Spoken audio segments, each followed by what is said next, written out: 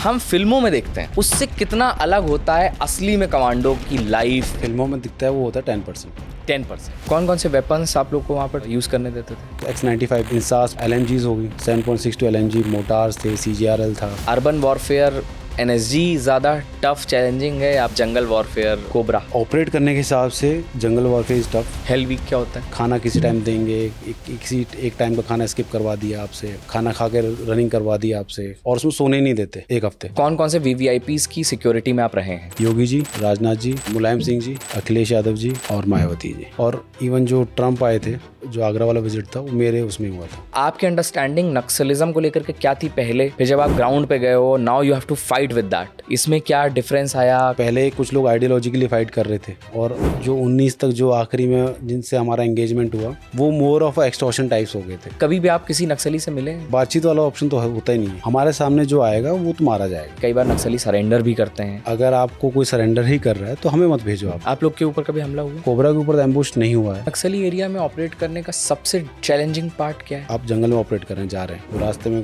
कोई सिविलियन मिल गया। सिविलियन वो तब तक सिविलियन है जब तक उसके पास हथियार नहीं है। हो सकता है हम नक्सली से पूछ रहे हैं, भाई इधर कहीं पार्टी आई थी क्या? वो लोग क्या वेपन्स रखते हैं? उनके पास भी AK-47 है, इंसास है, SLR है। किसी सामान्य आदिवासी की मौत हो गई इस धोखे में कि भाई ये नक्सली था, तो जब गोली चलती है तो ये नहीं देखती ना कि नक्सली या civilian. It is a cost of war. आपको लगता है कि हम मतलब जीरो नक्सलिज्म पर पहुंच पाएंगे? मिलिशिया है जो बोले, जो लड़ने वाली है, उससे तो वो तो जीरो हो सकता है। आइडियोलॉजी खत्म करना उसमें तो टाइम लगेगा। मतलब आपने अपने सामने किसी अपने साथी को जाते देखा? उस सुबह से शाम को हम फुटबॉल मैच खेल रहे थे साथ में, और मेरी टीम में खेल रहा था वो फुटबॉल। उसके बाद फिर आपने फोर्सेस क्यों छोड़ दी? फोर्सेस की जरूरत नहीं थी मेरी। हेलो एंड वेलकम, मेरा नाम है मुकुल सिंह चौहान और आप देख रहे हैं जस्ट ब्रेकिंग डाउन पॉडकास्ट। आज के पॉडकास्ट के लिए मैं बहुत ज़्यादा एक्साइटेड हूं क्योंकि आज हम बात करने वाले हैं उन लोगों के बारे में जो कि हमारे आसपास में हम सुरक्षित रह पाएं इसलिए अपनी जान को दांव पर लगाते हैं। सिक्योरिटी फोर्सेस में कितने ही सारे लोग हैं जिनके बारे में हम नहीं जानते कि उनकी ट्रेनिंग कैसे होती है, कैसे आखिर हम यहाँ पर आराम से बैठ करके रिकॉर्ड कर रहे हैं, लेकिन इसी वक्त में न जाने कितने सारे सिक्योरिटी फोर्सेस के लोग होंगे जो अपनी जान दांव पर लगा करके किसी नक्सल एरिया में होंगे, किसी ऐसी जगह पर मौजूद होंगे जो हाई रिस्क एरिया होगा। तो आज हम बात समझने की कोशिश करेंगे कि भाई ये जो कमांडोज हैं इनकी ज़िंदगी कैसी होती है। एक NSG कमांडो आखिर अपनी ज़िंदगी को कैसे जीता है, जब वो फोर्स में होते हैं तो उनको कौन कौन से चैलेंजेस का सामना करना पड़ता है। और आज के जो हमारे गेस्ट हैं वो तो NSG में भी रहे हैं, कोबरा में भी रहे हैं, और बहुत सारी इसी तरीके की और भी टफ ट्रेनिंग्स उन्होंने ली हैं जो कि आपको जब उसके बारे में वो बताएंगे तो आपके होश उड़ जाएंगे। आज हमारे साथ मौजूद हैं ऑफिसर राज श्योरान। सर बहुत बहुत स्वागत है आपका। Thank you Mukul, thank you very much. तो सबसे पहले तो मैं ये जानना चाहूँगा कि जो हम फिल्मों में देखते हैं उससे कितना अलग होता है असली में कमांडो की लाइफ, वहाँ पर जब आप सर्व कर रहे होते हैं वो? फिल्मों में दिखता है वो होता है 10%। 10%? 10 या 10 से कम ही होगा, बट मोटा मोटी 10%। 10 से ज़्यादा नहीं होता? 10 से ज़्यादा नहीं होता। तो 10% ही होता है, बिकॉज जो एक्चुअल हार्डशिप हो गया, सेक्रीफाइसेस हो गए, और किस तरह के एनवायरनमेंट में आप रह रहे होते हैं, कहाँ कहाँ ऑपरेट कर रहे होते हैं। जो फिल्म है उसकी खुद की लिमिटेशन, राइट? तो हर चीज़ दिखाना थोड़ा मुश्किल हो जाता है। तो इस वजह से मुझे लगता है जो फिल्मों में दिखता है वो अराउंड 10%, मे बी 15% हो गया, इससे ज़्यादा। आपकी क्या जर्नी रही, मतलब कैसे आप इन फोर्सेस में लैंड किए? सबसे पहले आपने कहाँ ज्वाइन किया था?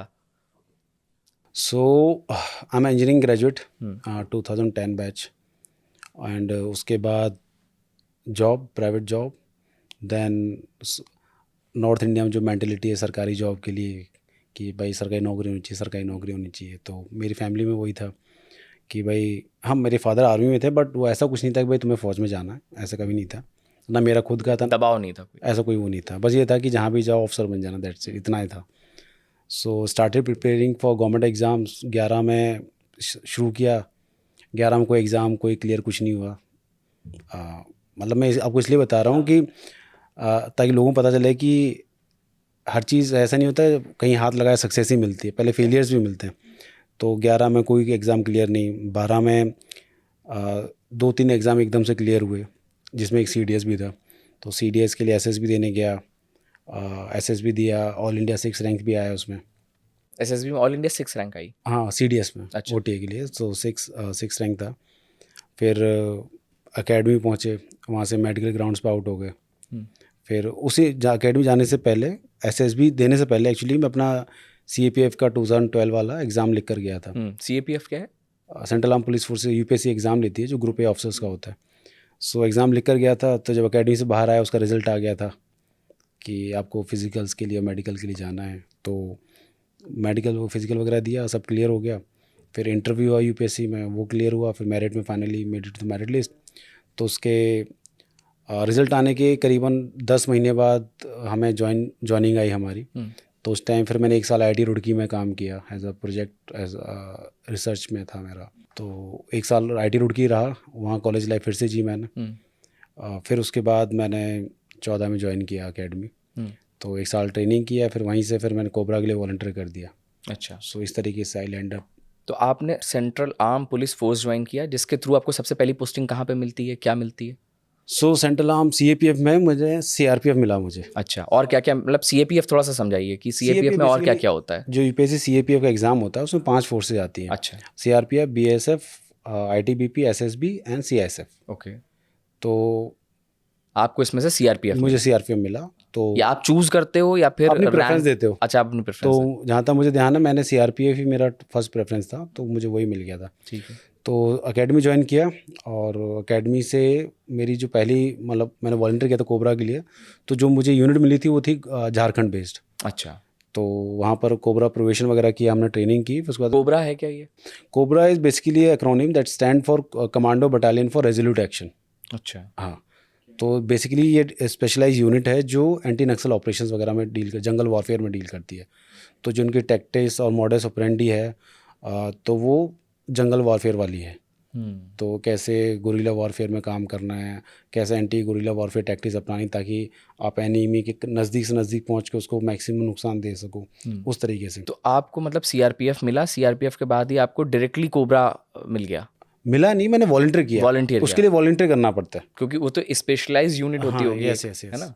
तो उसकी क्या, आप जैसे मान लीजिए कि आपने कोबरा वॉलंटियर किया, अब उसके बाद कैसे आपको उसके लिए कैसे चुनेंगे कि भाई ये this person is eligible for that, ये परफेक्ट फिट है? ओके, तो मैं अभी अपने टाइम को बताता हूँ। हाँ। मुझे अभी नहीं पता क्या चल रहा है वहाँ पर। हमारे टाइम में क्या था कि एकेडमी में अराउंड हमारा 90 लोगों का बैच था। तो उसमें से अराउंड 30 लोगों ने वॉलंटियर किया था। तो उनका स्क्रीनिंग टेस्ट वगैरह हुआ, उसमें से अराउंड 20 या 22 के आसपास लोग क्लियर हुए थे स्क्रीनिंग के लिए। उनको फिर ट्रेनिंग के लिए भेजा गया। और बेलगांव हमारा जो ट्रेनिंग सेंटर है जहाँ पर कोबरा की ट्रेनिंग होती है, दैट इज़ इन बेलगांव। तो बेलगांव में हम 3 महीने की ट्रेनिंग होती है हमारी। फिर वो 3 महीने पूरा आपको जंगल वॉरफेयर रिलेटेड जितनी भी टैक्टिक्स है और मॉडल्स ऑपरेंडी वगैरह है, वेपन फायरिंग वगैरह सब कुछ, सर्वाइवल वगैरह सब कुछ सिखाया जाता है। Navigation, night navigation, terrain appreciation वगैरह सारी स्किल्स वगैरह आपको सिखाई जाती है, ताकि आप जब रियल ऑपरेशन जाके ग्राउंड में ऑपरेट करेंगे तो सारी सर्वाइवल स्किल्स हैं आपको, कैसे कैसे आपको यूज़ करना है। तो 3 महीने ट्रेनिंग चलती है। वो ट्रेनिंग आप, और अच्छे लेवल की ट्रेनिंग होती है, उस पर हम बात करेंगे। हाँ, वो अच्छे लेवल की ट्रेनिंग। उसके बाद आप फिर मैंने यूनिट ज्वाइन किया। यूनिट में फिर अपने ऑपरेशंस किए फिर वहाँ पर जाकर। तो जो कोबरा है ये स्पेशलाइज यूनिट है जो नक्सल एरियाज के लिए ही बनाई गई Yes. है ना, कि आपको नक्सलियों से लड़ने के यस, लिए। और ऐसी 10 यूनिट्स हैं बस। पूरे देश में सिर्फ 10 यूनिट्स हाँ, हैं? 10 यूनिट्स हैं, 201 से लेकर 210 तक इनके नंबर हैं। 10 ही यूनिट्स हैं, जिसमें से जो पूरा रेड कॉरिडोर है उसमें डिप्लॉयड है। और बस एक यूनिट थी 210, वो आसाम में डिप्लॉयड थी।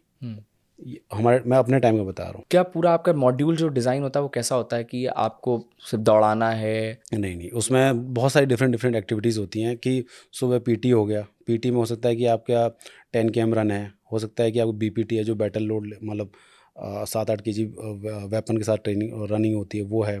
या फिर आपका BOC है, बैटल असॉल्ट ऑब्स्टेकल कोर्स है, जिसमें ऑब्स्टेकल्स क्लियर करने होते हैं वेट के साथ, वो है। या फिर आपका एक वो इवेंट था, क्या बोलते हैं उसको, ट्रेजर हंट करके, जिसमें 15-20 kg वेट लेकर आपको दौड़ना होता था, पॉइंट्स को डिफरेंट पॉइंट्स को टच करते हुए जाना होता था। तो पहाड़ में आप जंगल में दौड़ रहे हैं, रास्ता नहीं, जंगल में दौड़ रहे हैं ऐसे सीधा GPS लेकर, वो हो गया। और एक वो होता था, क्या बोलते हैं उसको, क्रॉस कंट्री होता था बैटल लोड के साथ, 20 किलोमीटर हो गया, वो रोड रनिंग होती थी। तो इस तरीके से पूरा डिवाइड होता था। फिर सुबह का इवेंट, फिर दोपहर को हो सकता है आपकी फायरिंग है, हो सकता है कि कोई इंडोर क्लास है, हो सकता है कि आपकी कोई जंगल की एक्सरसाइज है। फिर अब ये नहीं कि दिन में ख़त्म हो गया, फिर रात को भी चलता था, रात को नाइट फायर भी होता था, नाइट क्लासेस भी हैं, फिर नाइट जंगल एक्सरसाइजेज भी हैं। जंगल एक्सरसाइज में क्या करवाते थे? जंगल एक्सरसाइज में हो गया कि कैसो करना है, रेड करनी है, या नाइट नेविगेशन करना है, तो उस तरीके से होता था। तो हो सकता है कि आपकी शाम को 7 बजे एक्सरसाइज शुरू हो, रात को 2 बजे ख़त्म हो रही है, 3 बजे ख़त्म हो रही है, 12 बजे ख़त्म हो रही है। हो सकता है कि 1-2 बार तो ऐसा हुआ कि हम सीधा पीटी में आके मिल गए वापस, सोए भी नहीं, तो ये भी हो जाता है। बहुत सारी ट्रेनिंग का तो ये हिस्सा होता है ना कि आपको बहुत घंटों तक ना सोने दिया जाए, ये भी एक इसलिए तो टेक्निक। लोग फिर वॉलंटियर नहीं करते ना, वहाँ से आपका ये सबसे जो आदमी की सबसे जो प्यारी नींद होती है उसी को छीन लेते हैं। तो एनर्जी में तो हमारे एक उस्ताद भी थे, वो कहते थे साहब ये बेड सिर्फ देखोगे, आप पकड़ने नहीं दूंगा मैं। तो इसलिए तो लोग वॉलंटियर कम करते हैं। प्रोबेशन में तो है कि 2 घंटे सोए, 3 घंटे सोए, किसी दिन सोए ही नहीं, तो चल रहा है उस तरीके से। डिफरेंट मॉड्यूल्स हैं, हेल वीक हो गया वहाँ, और मतलब बुरा हाल चल रहा है। हेल वीक क्या होता है? हेल वीक में है कि आपका पूरा जो स्लीप साइकिल है और खाने का वो पैटर्न है, सब कुछ तोड़ देते हैं उसमें। खाना किसी टाइम देंगे, किसी एक टाइम का खाना स्किप करवा दिया आपसे, खाना खा के रनिंग करवा दी आपसे, तो और रात को रनिंग करवा दी आपसे 10 किलोमीटर अंधेरे मतलब में। बेसिकली जो एक नॉर्मल पैटर्न होता है उसको कि ब्रेक कर देते हैं पूरा, और उसमें सोने ही नहीं देते 1 हफ्ते। एक हफ्ते सोने नहीं हाँ, देते मतलब? आप इस तरह का स्लीप डेप्रिवेशन हो जाता है कि आपको जब फायरिंग के लिए खड़ा करते हैं ना, तो लोग सोते सोते ज़मीन पे गोली मार देते हैं। एक हफ्ते तक सोने नहीं देते हाँ, हैं? तो उसमें सोने का ये रहता है कि 3 दिन बाद आपको 2-3 घंटे मिलते हैं सोने के लिए, और उसमें इस तरह का हो जाता है लोग दौड़ते दौड़ते सो रहे होते हैं, आंखें झपक रही होती हैं उनकी। तो बहुत सारे लोग तो होंगे जो बीच से छोड़ के भाग जाते होंगे।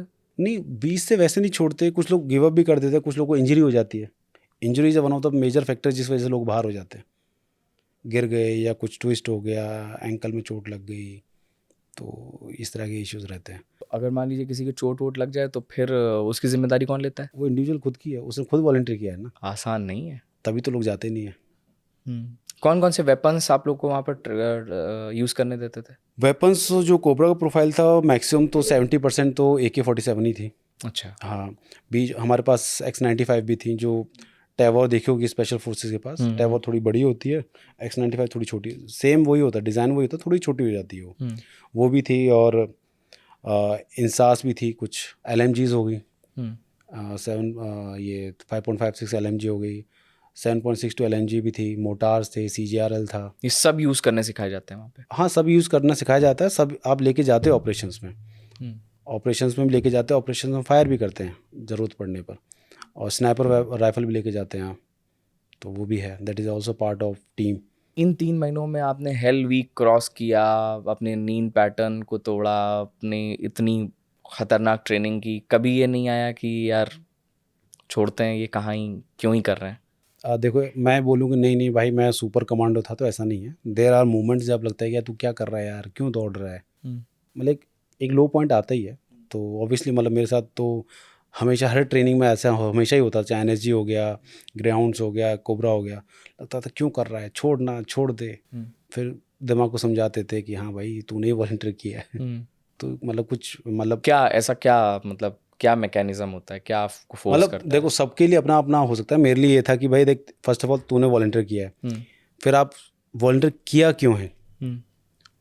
जो मेरा मोटिवेशन था कि वर्दी पहननी है कोबरा वाली, ऑपरेशंस करने हैं, लाइव ऑपरेशन।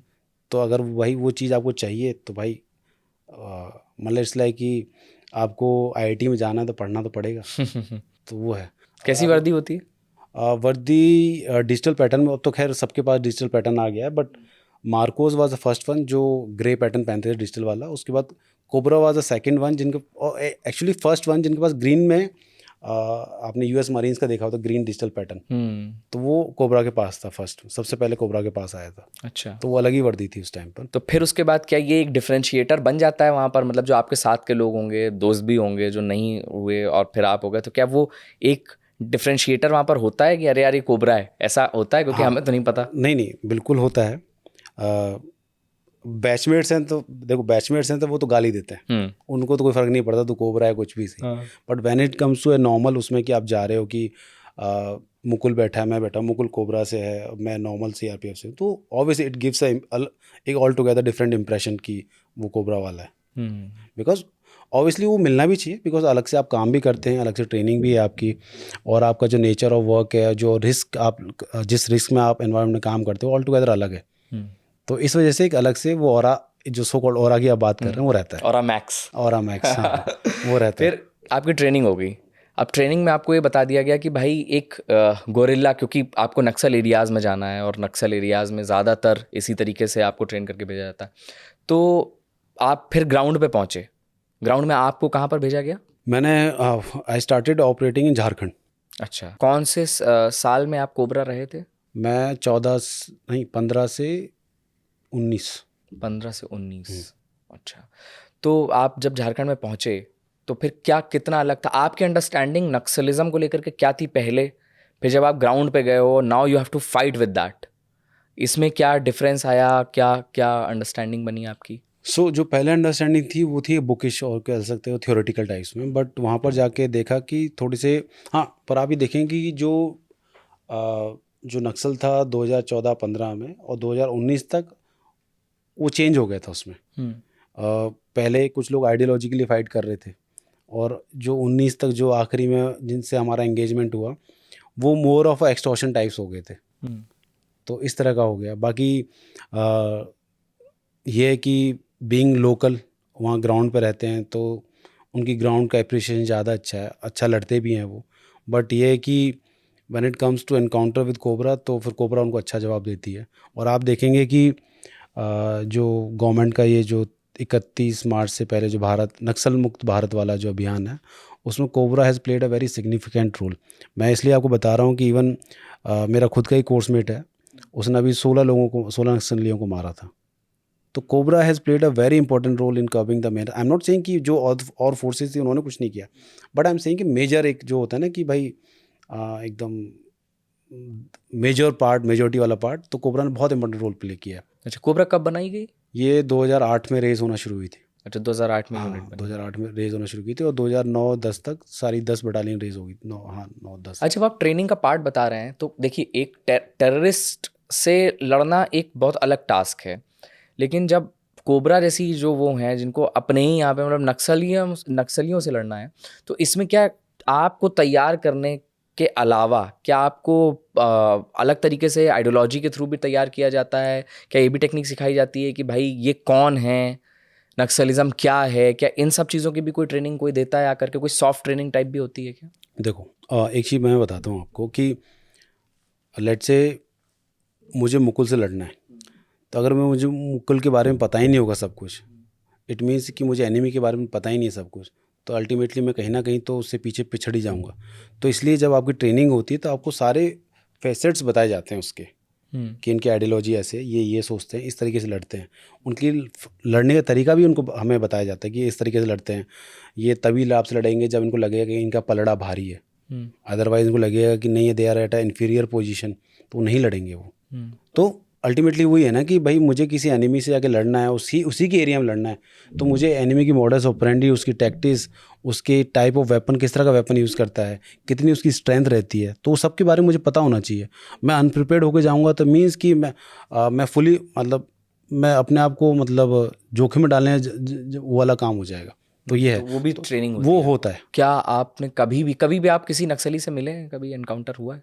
मतलब बातें हुई हों, मिले हों? क्या हमेशा सिर्फ वेपन के साथ ही मिलना होता था, या कभी बातचीत से भी सुलह करने की कोशिश, उनको समझाने की, ये सब भी क्या आप लोग को का काम में आता है, टास्क में है, या बातचीत वाला ऑप्शन तो होता ही नहीं है। होता ही नहीं? नहीं। मतलब कोबरा का किसी को भी आपको बात नहीं करनी है? नहीं, बात करनी, वही नहीं कि हमें करनी नहीं है, पॉइंट है कि सामने वाला भी तो मौका नहीं देगा ना बात करने का। ओके भाई उसे हमारे पे भरोसा नहीं, हमें उसके ऊपर भरोसा नहीं है।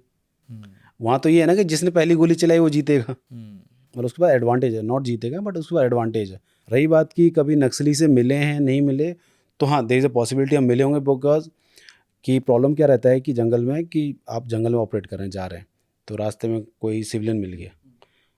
अब सिविलियन वो तब तक सिविलियन है जब तक उसके पास हथियार नहीं है। उसके पास हथियार आ गए तो वो नक्सली है। हो सकता है हम नक्सली से पूछ रहे हैं, भाई इधर कहीं पार्टी आई थी क्या, कौन से गांव में पार्टी गई हुई है, पार्टी मतलब कि नक्सली, उसको मतलब एज अ पार्टी बोलते थे, पार्टी आई है कि नहीं। हो सकता है मुकुल नक्सली है, मुकुल नहीं, मुझे रास्ते में मिल गया, उसने अपना हथियार छुपा रखा, उसे दिख गया कि फ़ौज आ रही है, उसने हथियार छुपा दिया अपना, कुछ को लकड़ी वकड़ी काटने लग गया जो भी है। तो हमने पूछा भाई इधर पार्टी वार्टी है, मुकुल कह रहा कि नहीं नहीं उस गाँव में आ रखी है या मुझे नहीं पता या जो भी है। और ठीक है हम निकले, मुकुल पीछे से गया घूम के, दूसरी वाली टेकड़ी से हमारे ऊपर ही फायर कर दिया उसने। आपके साथ सर्व करने के दौरान हुए इस तरीके कोई कि कोई बताइए। मैं वही ये मैं बताया ना आपको कि इसी तरह का कि हम ऑपरेट कर रहे थे इधर लातेहार डिस्ट्रिक्ट के आसपास था, मुझे एग्जैक्ट जगह याद नहीं है। तो वहाँ पर ऑपरेट कर रहे थे, तो वहाँ पर ही मिले हमें, मतलब 2 बंदे मिले। तो ठीक है उस टाइम हमें जाना था। हम एक्चुअली क्या करते हैं कि जब कोई सिविलियन मिलता है, हम टारगेट एरिया से दूर हैं, तो हम क्या करते हैं सिविलियन को साथ में ले लेते हैं। हमने क्या किया, उस सिविलियन को छोड़ दिया कि बिकॉज हमें इन्फॉर्मेशन थी ऐसे ऐसे जाना है, उसे छोड़ दिया कि मतलब क्या, मतलब वो हमारी चॉइस थी उस टाइम, हमने छोड़ दिया, मैं तू निकल, हमें आगे जाना उसको देखना है। तो उस बंदे ने घूम के वहाँ से फायर किया, और मतलब ऐसे नहीं कि हमें इट्स वेरी डिफिकल्ट टू से कि वही बंदा था, बट हाँ जिस तरह के उसने कपड़े पहने थे हमें तो लगा कि हाँ ये वही बंदा था। उसने घूम के पीछे से उधर से फायर किया ताकि डिस्ट्रैक्ट करने के लिए। भैया फायर है तो आपको तो उधर डिप्लॉय देखना पड़ेगा ना कि भाई नक्सल है नहीं है, तो आप अपना जो भी टैक्टिकल तरीके से उसको फिर नेविगेट करते हो, आगे जाते हो, फिर देखते हो कि कुछ भी नहीं है यहाँ। तो it was just a distraction fire. Naxalism को लेकर के बहुत फोर्सेस के बीच में, और वो मतलब वर्सेस वाला मामला है कि एक तरफ फोर्सेस हैं, एक तरफ नक्सली हैं, और ये वर्सेस बना दिया गया है। तो क्या आप लोगों को, जब आप लोग वहाँ पर लड़ रहे होते हैं, ग्राउंड पे होते हैं, तो स्टेट की तरफ से किस तरीके की मदद होती है, या स्टेट क्या कह रहा होता है आपको? कई बार ऐसा भी हमने देखा है कि कई बार नक्सली सरेंडर भी करते हैं। तो क्या इसमें राज्यों का ये सोचना है कि भाई अगर सरेंडर कर रहा हो तो करने दो, और एक तरफ वो आपको भी डिप्लॉय कर रहा है कि नहीं आपको मारना है, आपको तो यही कहा जा रहा है ना? तो इस कंट्राडिक्शन से कैसे डील करते हैं जब आप ग्राउंड पे होते हैं? कि लेट्स से कि हमें ऑपरेट करने के लिए भेज दिया, हमारे सामने जो आएगा वो तो मारा जाएगा। अगर आपको कोई सरेंडर ही कर रहा है तो हमें मत भेजो आप, बिकॉज पॉइंट ये है ना कि आपके हाथ में बंदूक है, मेरे हाथ में बंदूक है, लेट्स से आपने सरेंडर ही करना है, बट सरेंडर तो मैं तब मानूंगा ना कि भाई मुझे हथियार देखा, मेरा तो पहला वो रिएक्शन वो रहेगा ना आपको मारने का, बिकॉज आपने गोली मुझे बिकॉज गोली मेरी आपको लग रही है तो आपकी मुझे भी लग सकती है। तो वहाँ पर वो सरेंडर वाला ऑप्शन बचता नहीं है। सरेंडर वाला तब हो सकता है कि उसने हथियार छोड़ दिए, भाग के कुछ वैसा कुछ किया तो बात अलग है, पर हथियार लेके है तो भाई फिर आप you can not take the risk, क्योंकि अपनी भी जान प्यारी है। एग्जैक्टली वही। वहाँ पे तो it's a fight for survival, मतलब मोटा मोटा देखा जाए it's a fight for survival, उनके लिए भी हमारे लिए भी। अगर हमने ऐसा कुछ थोड़ी लथार्जिक एटीट्यूड दिखा दिया कि छोड़ दे जैन दे, तो यू नेवर नो कि फायर तुरंत फायर कर दे। आप लोग के ऊपर कभी हमला हुआ? नहीं। नहीं। आपके आसपास की कोई और यूनिट? हाँ वो एम्बुश, देखो हमला तब एक होता है हमला होना तब कि लेट्स से कि आपके ऊपर एम्बुश लगा दिया है, तो कोबरा के ऊपर एम्बुश नहीं हुआ है, बिकॉज जो हमारा मॉडस ऑपरेंडी और टैक्टिस है वो काफ़ी वैसा है कि भाई हम कोई रास्ता नहीं लेते, क्रॉस कंट्री जाते हैं, उस वजह से इज़ वेरी डिफिकल्ट टू ले एम्बुश। हमारा जाने का रास्ता अलग एम्बुश होता भी बताइए सबको, शायद है। एम्बुश बेसिकली क्या होता है कि जैसे मोटा मोटे तौर पर बताऊँ कि मैंने ऐसी फील्डिंग सेट कर दी कि फ़ौज आएगी तो फंसेगी, मतलब फ़ौज नहीं, चल कोई भी चीज़ जो एनिमी पार्टी है वो फंसेगी। फील्डिंग ऐसी कि भाई मैं पोजीशन ऐसी बना दी है कि यहाँ भागेगा तो ये वाला बंदा मारेगा, उधर से आएगा ये बंदा मारेगा, उधर आड़ लेगा तो यहाँ आईडी फटेगी। चक्रव्यूह टाइप संरचना हाँ, है। संरचना है कि भाई इसमें आएंगे तो लोग मरेंगे ही मरेंगे। तो ये होता है। फिर इसके में भी जैसे हमारी ट्रेनिंग और पार्ट ऑफ ट्रेनिंग में ये भी रहता है कि काउंटर एम्बुश ड्रिल्स वो भी रहती हैं। अच्छा, हाँ अब चक्रव्यूह पे अपना चक्रव्यूह। हाँ, अगर आप फंस गए हैं तो पॉइंट है कि आप बैठे रहेंगे तो नहीं काम चलेगा, आपको लड़ना तो पड़ेगा, तभी आपके सर्वाइवल के चांस हैं। तो फिर वो कुछ काउंटर एम्बुश ड्रिल्स हैं, मैड मैन ड्रिल है, इस तरीके से है, तो उस तरीके से फिर वो रहता है। नक्सली एरिया में ऑपरेट करने का सबसे चैलेंजिंग पार्ट क्या है? चैलेंजिंग पार्ट है आईडी, जो आप रिसेंट एग्जांपल आप ले लेंगे, जो अजय मलिक सर हैं, जो आप देखा होगा उनका he has lost his leg, तो आईडी की वजह से ही हुआ है उनका। और उनके साथ एक जवान है, उनका भी मतलब शायद उनका भी एम्पूटेट करना पड़ा है लेग, मतलब आई एम नॉट श्योर क्या है उनका, but IED is one of the major threat. और कोबरा की जो कैजुअलिटीज़ हुई हैं वो एनकाउंटर में कम है।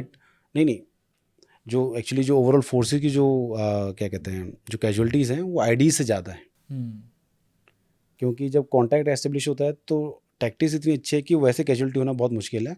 तो आईडीज़ का सबसे ज़्यादा खतरा रहता है। और आईडीज़ ऐसा है कि मान लो कि देसी लैंडमाइन टाइप्स में, यू नेवर नो क्या मैकेनिज्म लगा रखा है, पैर रखने में फटे। खुद बनाते हैं वो लोग? वो तभी तो आईडी है ना, इम्प्रोवाइज एक्सप्लोसिव डिवाइसेस, वो खुद बनाते हैं। उसमें क्या मैकेनिज्म है, यू नेवर नो। तो आप लोग के पास तो लेकिन मतलब AK-47 या इस तरीके के वेपन्स होते होंगे, वो लोग क्या वेपन्स रखते हैं? उनके पास भी AK-47 है, इंसास है, SLR है। मतलब अभी भी जो नक्सली पुराने ऑपरेट कर रहे पुराने हैं लूटे हुए वेपन है जो पुलिस से लूटे, फोर्सेस से हाँ, जो लूटे हैं। हाँ। कई बार ऐसे भी कॉन्फ्लिक्ट्स हमें देखने को मिलते हैं कि भाई किसी सामान्य आदिवासी की मौत हो गई इस धोखे में कि भाई ये नक्सली था।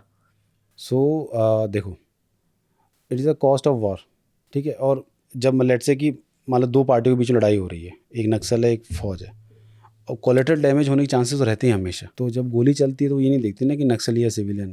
जानबूझ के तो आई डोंट थिंक सो ऐसा कुछ होता है कि भाई जानबूझ के मारा गया, वो तो नहीं होता। बट कोई फाइट में बीच में आ गया, गन फाइट में, तो दैट इज़ वेरी अनफॉर्चुनेट। तो जब आप लोग ऑपरेशन करने जा रहे होते हैं तो कितनी बड़ी टुकड़ी होती है, कौन कौन लोग होते हैं उसमें?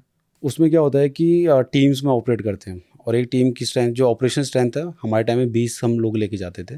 तो ऑफिसर लीड करता था आगे से, तो 20 लोगों की स्ट्रेंथ रहती है। उसमें पूरा वेपन प्रोफाइल होता है, CGRL हो गया, डिपेंडिंग ऑन द लोकेशन और किस तरह का ऑपरेशन है, तो CGRL होता है। मोटार तो जाता ही है, LMG जाती है, बाकी अपना खुद का पर्सनल वेपन जो होते हैं, जो AK-47 और इंसास वगैरह, वो रहता ही है। कभी ऐसा हुआ है कि आपके इन्फॉर्मर ने आपके साथ धोखा किया हो? वहाँ पे होते ही होंगे। हाँ, धोखा वैसे तो नहीं कि हाँ किसी ट्रैप में ले गया है, बट ऐसा रहता है कि बस वो मतलब जैसे एक दो बार हम लेके गए हैं तो मिला कुछ नहीं है। होता ना कि यहाँ पार्टी फॉल्स इन्फॉर्मेशन टाइप्स में, वो एक दो बार हुआ है। बेसिकली इन्फॉर्मर्स जो होते हैं वो स्टेट पुलिस या फिर वो IB के थ्रू आते हैं। अच्छा, हाँ, मतलब ये नहीं कि कोई रैंडम आप लोग नहीं नहीं नहीं नहीं पिक कर रहे हो नहीं नहीं लोगों नहीं, को, रैंडम नहीं। ऐसा नहीं है। और हाँ, इन्फॉर्मेशन जैसे हमारा खुद का भी इंटरनेटवर्क होता है, हो सकता है कि वहाँ से भी इन्फॉर्मेशन आए वगैरह, बट वो पॉइंट क्या है ना कि जो इंटेलिजेंस वाला गेम है ना, बड़ा वो है डाइसी और गंदा भी कह सकते हो, कि यू नेवर नो कि वो किसकी खबर दे रहा है। ट्रस्ट हाँ, करना बड़ा मुश्किल है, यस। क्योंकि उसमें अगर गड़बड़ किया तो जान जाएगी। तो यू नेवर नो कि आपका ही इन्फॉर्मर आपको एम्बुश में ले जाए। क्या ऐसी प्रॉब्लम है कि ये अभी तक सॉल्व ही नहीं हो पा रही? मतलब इतना कहा गया कि हम अब ज़ीरो नक्सल हो जाएगा, उसके बाद भी अभी तक अगर ID ब्लास्ट में हमारे यहाँ की फोर्सेस के लोग मर रहे हैं या घायल हो रहे हैं, तो क्या ऐसा कारण है कि ये चैलेंजिंग इतना ज़्यादा हो जा रहा है और देखो, ख़त्म नहीं हो रहा? मुझे ऐसा लगता है कि जो ये फाइट इतनी लंबी चली है, उसका एक रीज़न मुझे लगता है कि विल ऑफ द गवर्नमेंट, वो एक मेजर रीज़न है। गवर्नमेंट चाहेगी, गवर्नमेंट चाहती पहले तो पहले ही ख़त्म हो जाता है ये, ठीक है। और अब आप ही लगा लो, जैसे जो मार्च वाला टाइम चल रहा है, इसमें तो आप लगा लो कि जब वे बैक 2014-15 जब मैंने शुरू किया था ऑपरेट करना, और अब मैं तो ये लगा लो कि अब तो 10% ही रह गया। अच्छा, 90% आप कह रहे हैं नक्सलिज्म ख़त्म हो ख़त्म हो जाए। जो फाइटिंग वाले जो उनका कार्डर है, आइडियोलॉजी तो रहेगी, आइडियोलॉजी को ख़त्म होने में बहुत टाइम लगेगा, बट जो उनका जो ऑपरेशन वाला वो है, वो 10 या उससे भी कम रह गया होगा। बहुत ही कुछ डिस्ट्रिक्ट्स में रह गया है, और वहाँ पे कंटिन्यूस बहुत इंटेंसिव ऑपरेशन चल रहे हैं, तो वो भी हो सकता है कि मे बी जल्दी निपट जाए वो भी। तो जब आप वहाँ रहे इतने दिन, तो आप वहाँ के जो सामान्य लोग हैं, आप लोग के उनसे भी कम्युनिकेशन होता होगा, बातचीत होती होगी। क्या एक्सपीरियंस रहा आपका कि वहाँ के क्या हालात हैं? देखो, वहाँ के हालात मैं 2015 का बता रहा हूँ, मे बी अब इम्प्रूव हो गए होंगे। वहाँ पर ये था कि जो नक्सलिज्म आया था उसकी भी एक वजह थी, कोई डेवलपमेंट नहीं, कोई फ़ायदे नहीं, गवर्नमेंट के प्रोग्राम्स वहाँ पहुँच ही नहीं पा रहे हैं।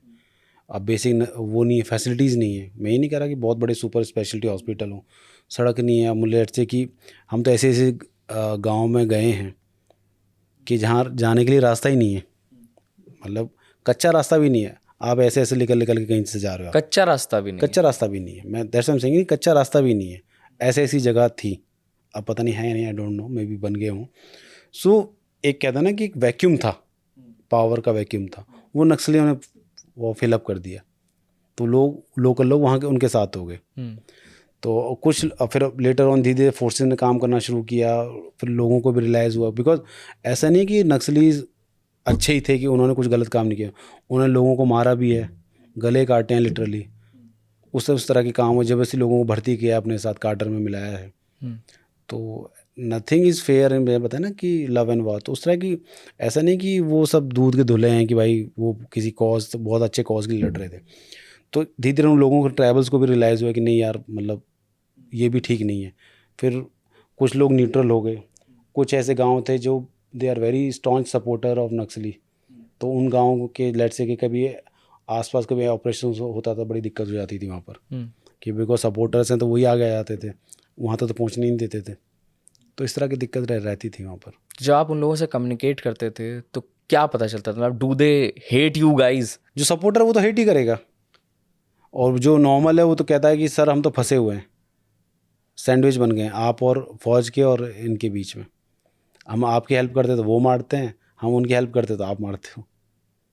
मैं मारना इन द सेंस कि फिजिकली वैसे नहीं, मतलब परेशान हो ही जाता है आदमी कि उस तरीके से। तो ये मतलब this is the dichotomy of a war कि भाई एक नॉर्मल बंदा है जिसका कोई लेने देने, वो भी पिसता है, गेहूं के साथ घुन भी पिस जाता है। तो इस वजह से काफ़ी तरह की दिक्कतें रहती लोगों को। तो आप क्योंकि ग्राउंड जीरो पे देख करके आए हैं, आपको लगता है कि हम मतलब जीरो नक्सलिज्म पर पहुंच पाएंगे? Yes, if I talk about कि जो जो नक्सल मिलिशिया है, जो बोले जो लड़ने वाली है, उससे तो वो तो जीरो हो सकता है, बट जो मैं जैसे बताया कि आइडियोलॉजी ख़त्म करना, उसमें तो टाइम लगेगा आपको, बिकॉज आप आदमी को मार सकते हो बट आइडियोलॉजी को थोड़ी मार सकते हो, राइट? तो उसको टाइम लगेगा। तो उसके लिए आप लोग का कोई सहारा नहीं लिया जाता है कि मतलब आप लोग के थ्रू वहाँ पर कुछ इस तरीके की कैंपेनिंग करवाई जाए कि आप लोगों के बीच में जाओ, आप बात करो या ये एक्सप्लेन करो कि क्या उनको बताया जा रहा है, क्या उनको नहीं करना है, क्या वो किसी ट्रैप में फंसे हुए हैं, आप उनको सिर्फ मारने के इरादे से नहीं आओ, कि ये सब आपका हिस्सा नहीं है जॉब का? थोड़ा सा है, बिकॉज हम सिविक एक्शन प्रोग्राम्स वगैरह करते हैं, लोगों को दवाइयाँ कपड़े वगैरह बांटते हैं और लोगों को बताते भी हैं कि भाई ये ठीक है, ये गलत है। पर पॉइंट क्या है ना, इसके लिए आपको रेगुलर सेंसिटाइज करना पड़ता है लोगों को। ये नहीं कि मैंने एक बार, लेट से कोई बच्चा पढ़ रहा है, मैं ये नहीं ना मैंने 5 का टेबल आपको एक बार बता दिया, एक बार याद हो गया आपको। It takes multiple repetitions. तो उस तरीके से सेंसिटाइज करना पड़ता है। जब एक बार बंदे को याद हो जाएगा तब चीज़ें ठीक हो जाएंगी। तो आइडियोलॉजी ऐसी है ना कि वो जनरेशन्स में अंदर आती है, फिर उसको निकलने में जनरेशन्स लग जाते हैं। कभी ऐसा हुआ कि आप कहीं गए हों, पेट्रोलिंग पे गए हों और फंस गए वहाँ पर, किसी गांव में जाकर के फंस गए? मतलब एनकाउंटर वगैरह में? हाँ। नहीं, ऐसे फंसे तो नहीं, हम तो खुद ढूंढते थे एनकाउंटर हो। तो फंसने वाला सीन तो नहीं था कि हाँ भाई फंसे हैं, बट हाँ जैसे जो भी ऑपरेशन होता था हम सोचते थे चलो यार आज जा रहे हैं, आज कुछ इनपुट अच्छा लग रहा है, आज शायद कुछ बात बनेगी। तो वी आर हैप्पी कि अगर कोई एनकाउंटर हो जाए तो फिर मज़ा ही आ जाए। तो and I been fortunate enough कि एनकाउंटर्स हुए हैं तो सक्सेस भी मिली है। And I been fortunate enough also कि आईडी से भी बचे हैं। मैं निकल गया हूँ, मेरा स्काउट निकल गया है, टीम के 3-4 लोग निकल गए, तब पता चला कि हाँ आईडी थी यहाँ पर। आईडी थी और आप क्रॉस कर गए? क्रॉस कर गया। लकीली वो उसका मैकेनिज्म ट्रिगर नहीं है जो भी था। फिर उसको जो बीडी की टीम होती है उसने निकाला, तो 10-10 15-15 किलो की 3-4 आईडी निकली वहाँ से। मान लो वो डेटोनेट हो जाती, फट जाती, तो लगा लो कि मेरी आधी टीम चली, मेरे साथ समेत आधी टीम चली जाती मेरी, मतलब ख़त्म ही हो जाता। ऐसा कितना पॉसिबिलिटी होती है ऐसे एरियाज़ में, जैसे आप ये बता रहे हैं कि आईडी लगी थी, आपने ये भी बताया और कि आईडी ऐसी जगह थी कि कोई रास्ता नहीं था। वो कोई रास्ता, एक होता है रास्ते पर आईडी लगा दी कि हाँ भाई प्रोबेबल रूट है, हम तो क्रॉस कंट्री जा रहे हैं, बस ये था कि शायद वहाँ उनकी लोकेशन थी, हमें देखकर वो भाग गए, तो आईडी वहाँ पर लगी रह गई थी। तो ऐसी आईडीज़ वहाँ पर कॉमन है, मतलब लगी रहना? अब देखो ऐसा है कि मैं मान लो नक्सली हूँ, ठीक है, अब मुझे अपना आज रुकना है या मैं 2-4 दिन में यहीं रुकूंगा, तो मैं अपने बेस को थोड़ा सिक्योर तो बनाऊंगा ना भाई, मुझे भी तो ज़िंदा रहना है। तो क्या करते हैं कि उनको लगता है ना प्रोबेबल रूट्स हो सकते हैं, यहाँ से फौज आ सकती है, वहाँ पर वो आईडीज़ प्लांट कर देते हैं। बिकॉज ऐसा तो है नहीं कि भाई वो 30 लोग हैं, 30 लोग जाकर वो संतरी ड्यूटी करेंगे। उनमें 1-2 लोग एक ऑब्जर्वेशन पोस्ट पर रहते हैं ताकि एरिया को वॉच कर सकें वो। बाकी वो आईडीज़ वगैरह लगा के रखते हैं, कोई आएगा तो फंसेगा, तो फटेगी तो वैसे ही पता चल जाएगा। तो ये है, मतलब it's a very dirty game देखा जाए तो।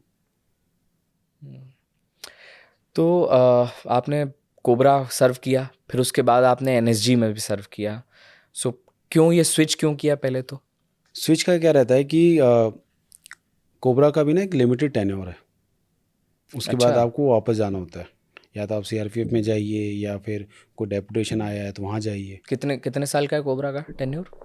मेरे टाइम में 5 साल का था। 5 साल का था, हाँ, मतलब you can serve only 5 years। 4 या 5 का था, मुझे एग्जैक्ट याद नहीं है, बट हाँ उतना आप सर्व करो। वो एक्सटेंडेबल भी, 1 साल आप एक्सटेंड भी कर सकते हो, अब करना चाहो तो वो है। तो फिर मुझे मौका मिला मेरे टाइम में, आई वॉज एलिजिबल फॉर 2 डेपुटेशंस, एक एसपीजी के लिए, एक एनएसजी के लिए। अच्छा। तो फिर मेरे टाइम में एसपीजी आया भी नहीं था और I was interested for NSG only, तो एनएसजी का आ गया था, तो फिर मैं दिया, वॉलंटियर किया तो हो गया। लेकिन आप नॉर्मल उसमें बटालियन में नहीं जाना चाहते थे? वहाँ मेरा तो ये मोटिव था ना कि नॉर्मल तो कभी भी चला जाऊँगा मैं, वो तो मेरा पेरेंट का आर्डर है ही है, वहाँ तो मैं कभी भी जा सकता हूँ, पर ये जो अपॉर्चुनिटी मिल रही है फिर ये बाद में नहीं मिलेगी ना मुझे। तो आप एसपीजी में भी जा सकते थे, एनएसजी में भी जा सकते थे, तो आप एनएसजी में गए। अच्छा, फिर एनएसजी की एक नई दुनिया। नया टैक्टिस, नया वेपन, नई तरतीब, नया टैक्टिस, नई वर्दी, और ऑल टुगेदर नया एनवायरनमेंट, तो सब कुछ ही नया था। मतलब यहाँ आप जंगल वॉरफेयर में डील कर रहे हो, वहाँ अर्बन वॉरफेयर में डील कर रहे हो आप, तो ऑल टुगेदर 360 मतलब 180 बोलूँगा मैं। क्या सब ज़्यादा क्या खतरनाक है आपके हिसाब से, आपके अंडरस्टैंडिंग में, कि अर्बन वॉरफेयर एनएसजी ज़्यादा टफ चैलेंजिंग है या फिर जंगल वॉरफेयर कोबरा? अगर आप देखोगे कि ऑपरेट करने के हिसाब से jungle warfare is tough, because जो कंडीशंस हैं वो ज़्यादा मुश्किलात हैं, कि आपको 10-10, 15-15 किलोमीटर तो कोर एरिया में जाने के लिए चलना पड़ रहा है, फिर आपको कोर एरिया शुरू हो रहा है।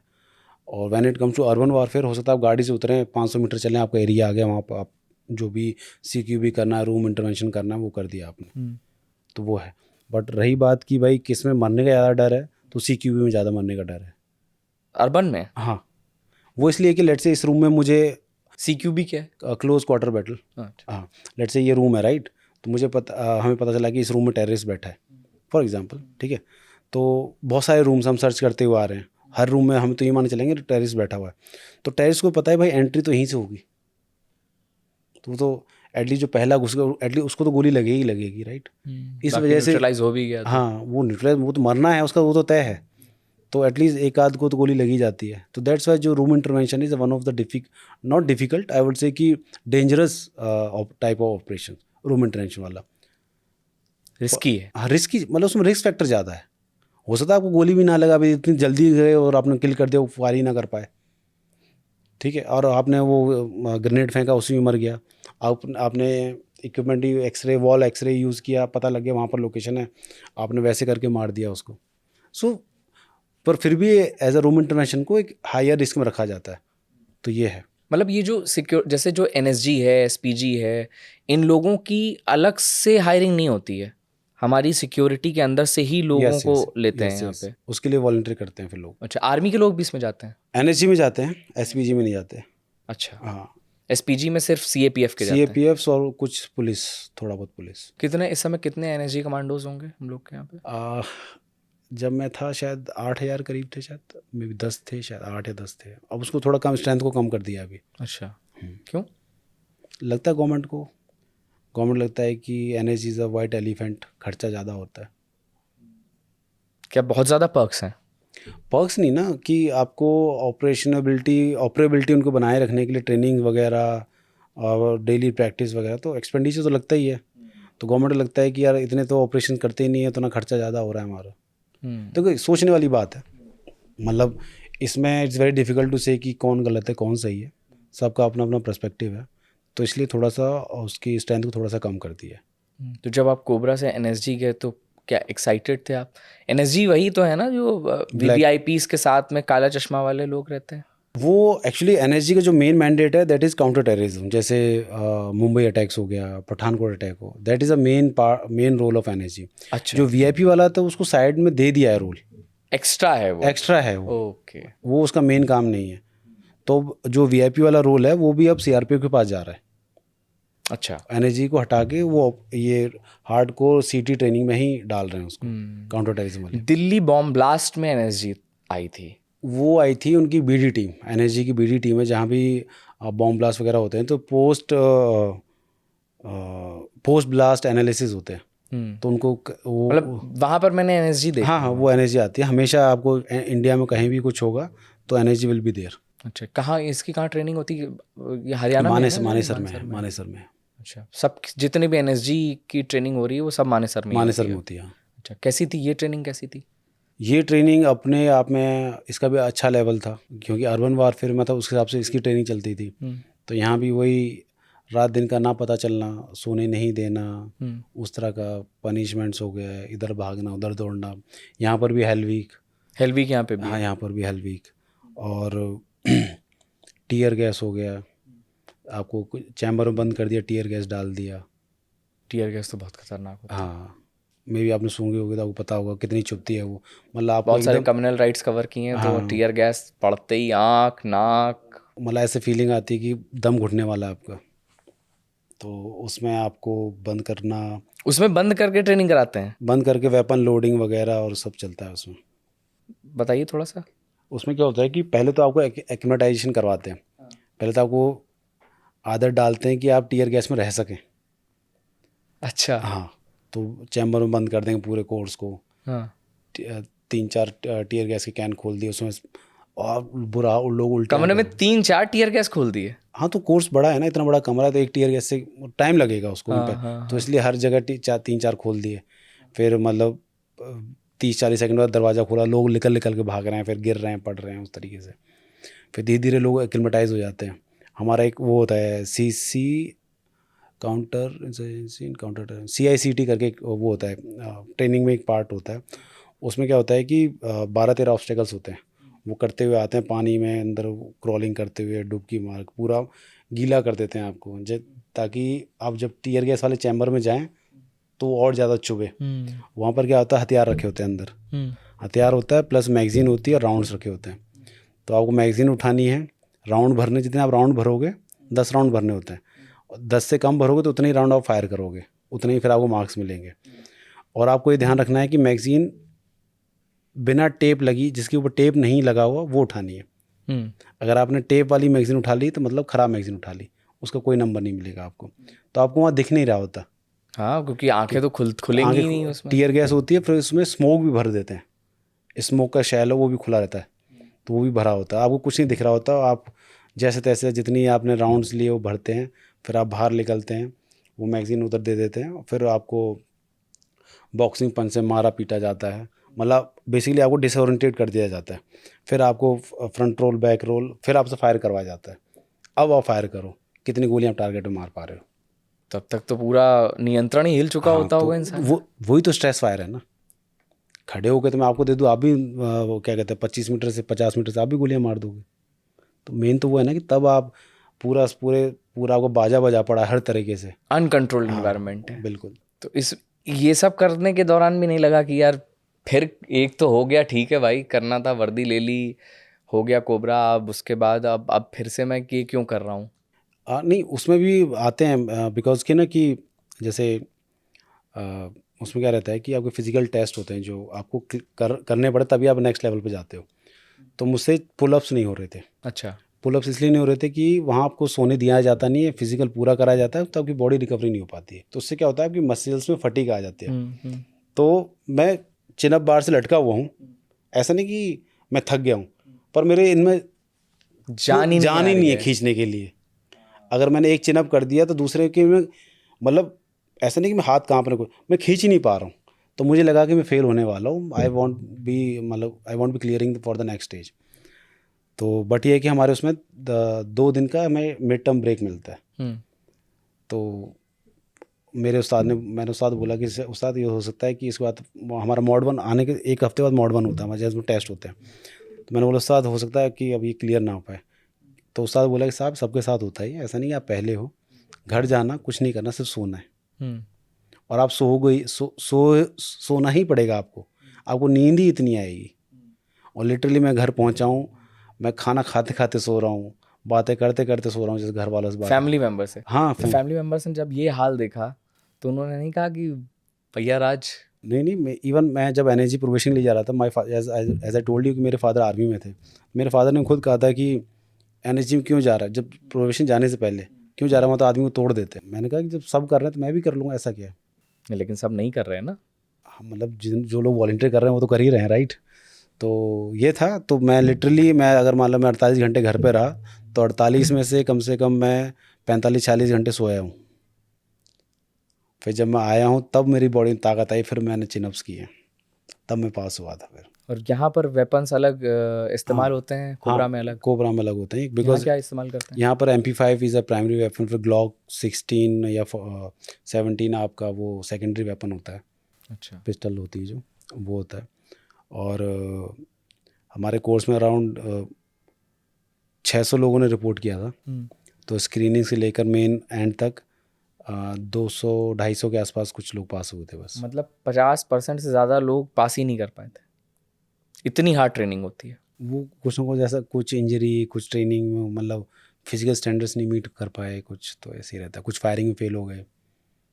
तो फायरिंग भी ईजी नहीं है ना कि भाई खड़े होकर फायर कर रहे हैं, स्ट्रेस फायर होता है कि भाग कर आए, लोड करो, फ्रंटल को फायर करो, और टाइम्ड फायर होता है, तो आपको गोलियां मारनी है। और टारगेट भी ऐसे नहीं होता कि भाई बड़ा टारगेट है, रूबिया टारगेट्स होते हैं जिसमें आपको इतना सा दिख रहा होता है, इतना आगे, इसको गोली लगी तो नंबर कटेंगे, इसको गोली लगेगी तभी नंबर मिलेंगे। तो मतलब कई टारगेट्स के बीच में एक हाँ, आपको यस टारगेट दे यस रहे हैं कि यस इस यस स्पेसिफिक पॉइंट पे यस मारना यस, है। तो फायरिंग भी इजी नहीं है। अच्छा, जब ये सारी प्रोसेस हो रही होती है, फिर उसके बाद में आप लोग को कहाँ भेज देते हैं? मतलब यहाँ रखेंगे या फिर नहीं नहीं, कहीं फिर डिप्लॉय क्या कर होता है देते कि जब प्रोबेशन आप क्लियर कर लेते हो, हैं? ठीक है, जब फाइनल प्रोबेशन हो जाता है उसके बाद आपको यूनिट्स मिलती हैं आपकी, कि आप इस यूनिट में जाओगे, आप इस यूनिट में जाओगे, तो सबका अपना अपना यूनिट मिल जाता है आपको, सब अपने अपने यूनिट में रिपोर्ट करते हैं, ऐसा रहता है। आप कहाँ गए? मुझे जो यूनिट मिली थी वो थी VIP सिक्योरिटी यूनिट थी। तो जो कौन वो, कौन सी यूनिट्स होती हैं वैसे बताइएगा? देखो जैसे मैंने बताया ना, मेन यूनिट्स तो 51 52 है आर्मी यूनिट्स हैं।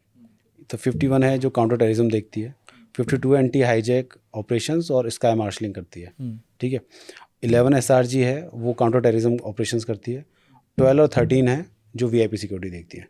सो मुझे 13 SRG मिली थी। अब ये आप ऑप्ट करते हैं या ये वो असाइन करते हैं? हम तो ऑप्शन देते हैं, पर एक्चुअली वो उन्हीं की तरफ से रहता है, वो मांग लेते हैं, किसी को खुद का ऑप्शन मिल जाता है, किसी को कुछ मिल जाता है, ऐसा कुछ तो आप हुआ। ये करना चाहते थे VIP सिक्योरिटी या फिर कुछ और करना चाहते थे? मैं तो VIP सिक्योरिटी करना, बिकॉज वो मार धाड़ वाला तो काम करके आ ही रहे थे। मैं सोचिए, मतलब पॉइंट ये है ना कि जब आपके पास मौका मिल रहा है कुछ और करने का, एक्स्ट्रा कुछ सीखना, तो वो करना चाहिए। तो ये मेरा इंटेंशन ये था, तो मैंने VIP सिक्योरिटी के लिए ऑप्ट किया था, तो लकीली मुझे वो मिल गई। अच्छा, ये इस पे हम बात करेंगे, लेकिन मेरे दिमाग में एक चीज़ और आई कि जब आप इतनी ज़्यादा टफ ट्रेनिंग बता रहे हैं तो सिर्फ स्ट्रेंथ की वहाँ पर बात ही नहीं रह जा ना रही ना है ना भाई।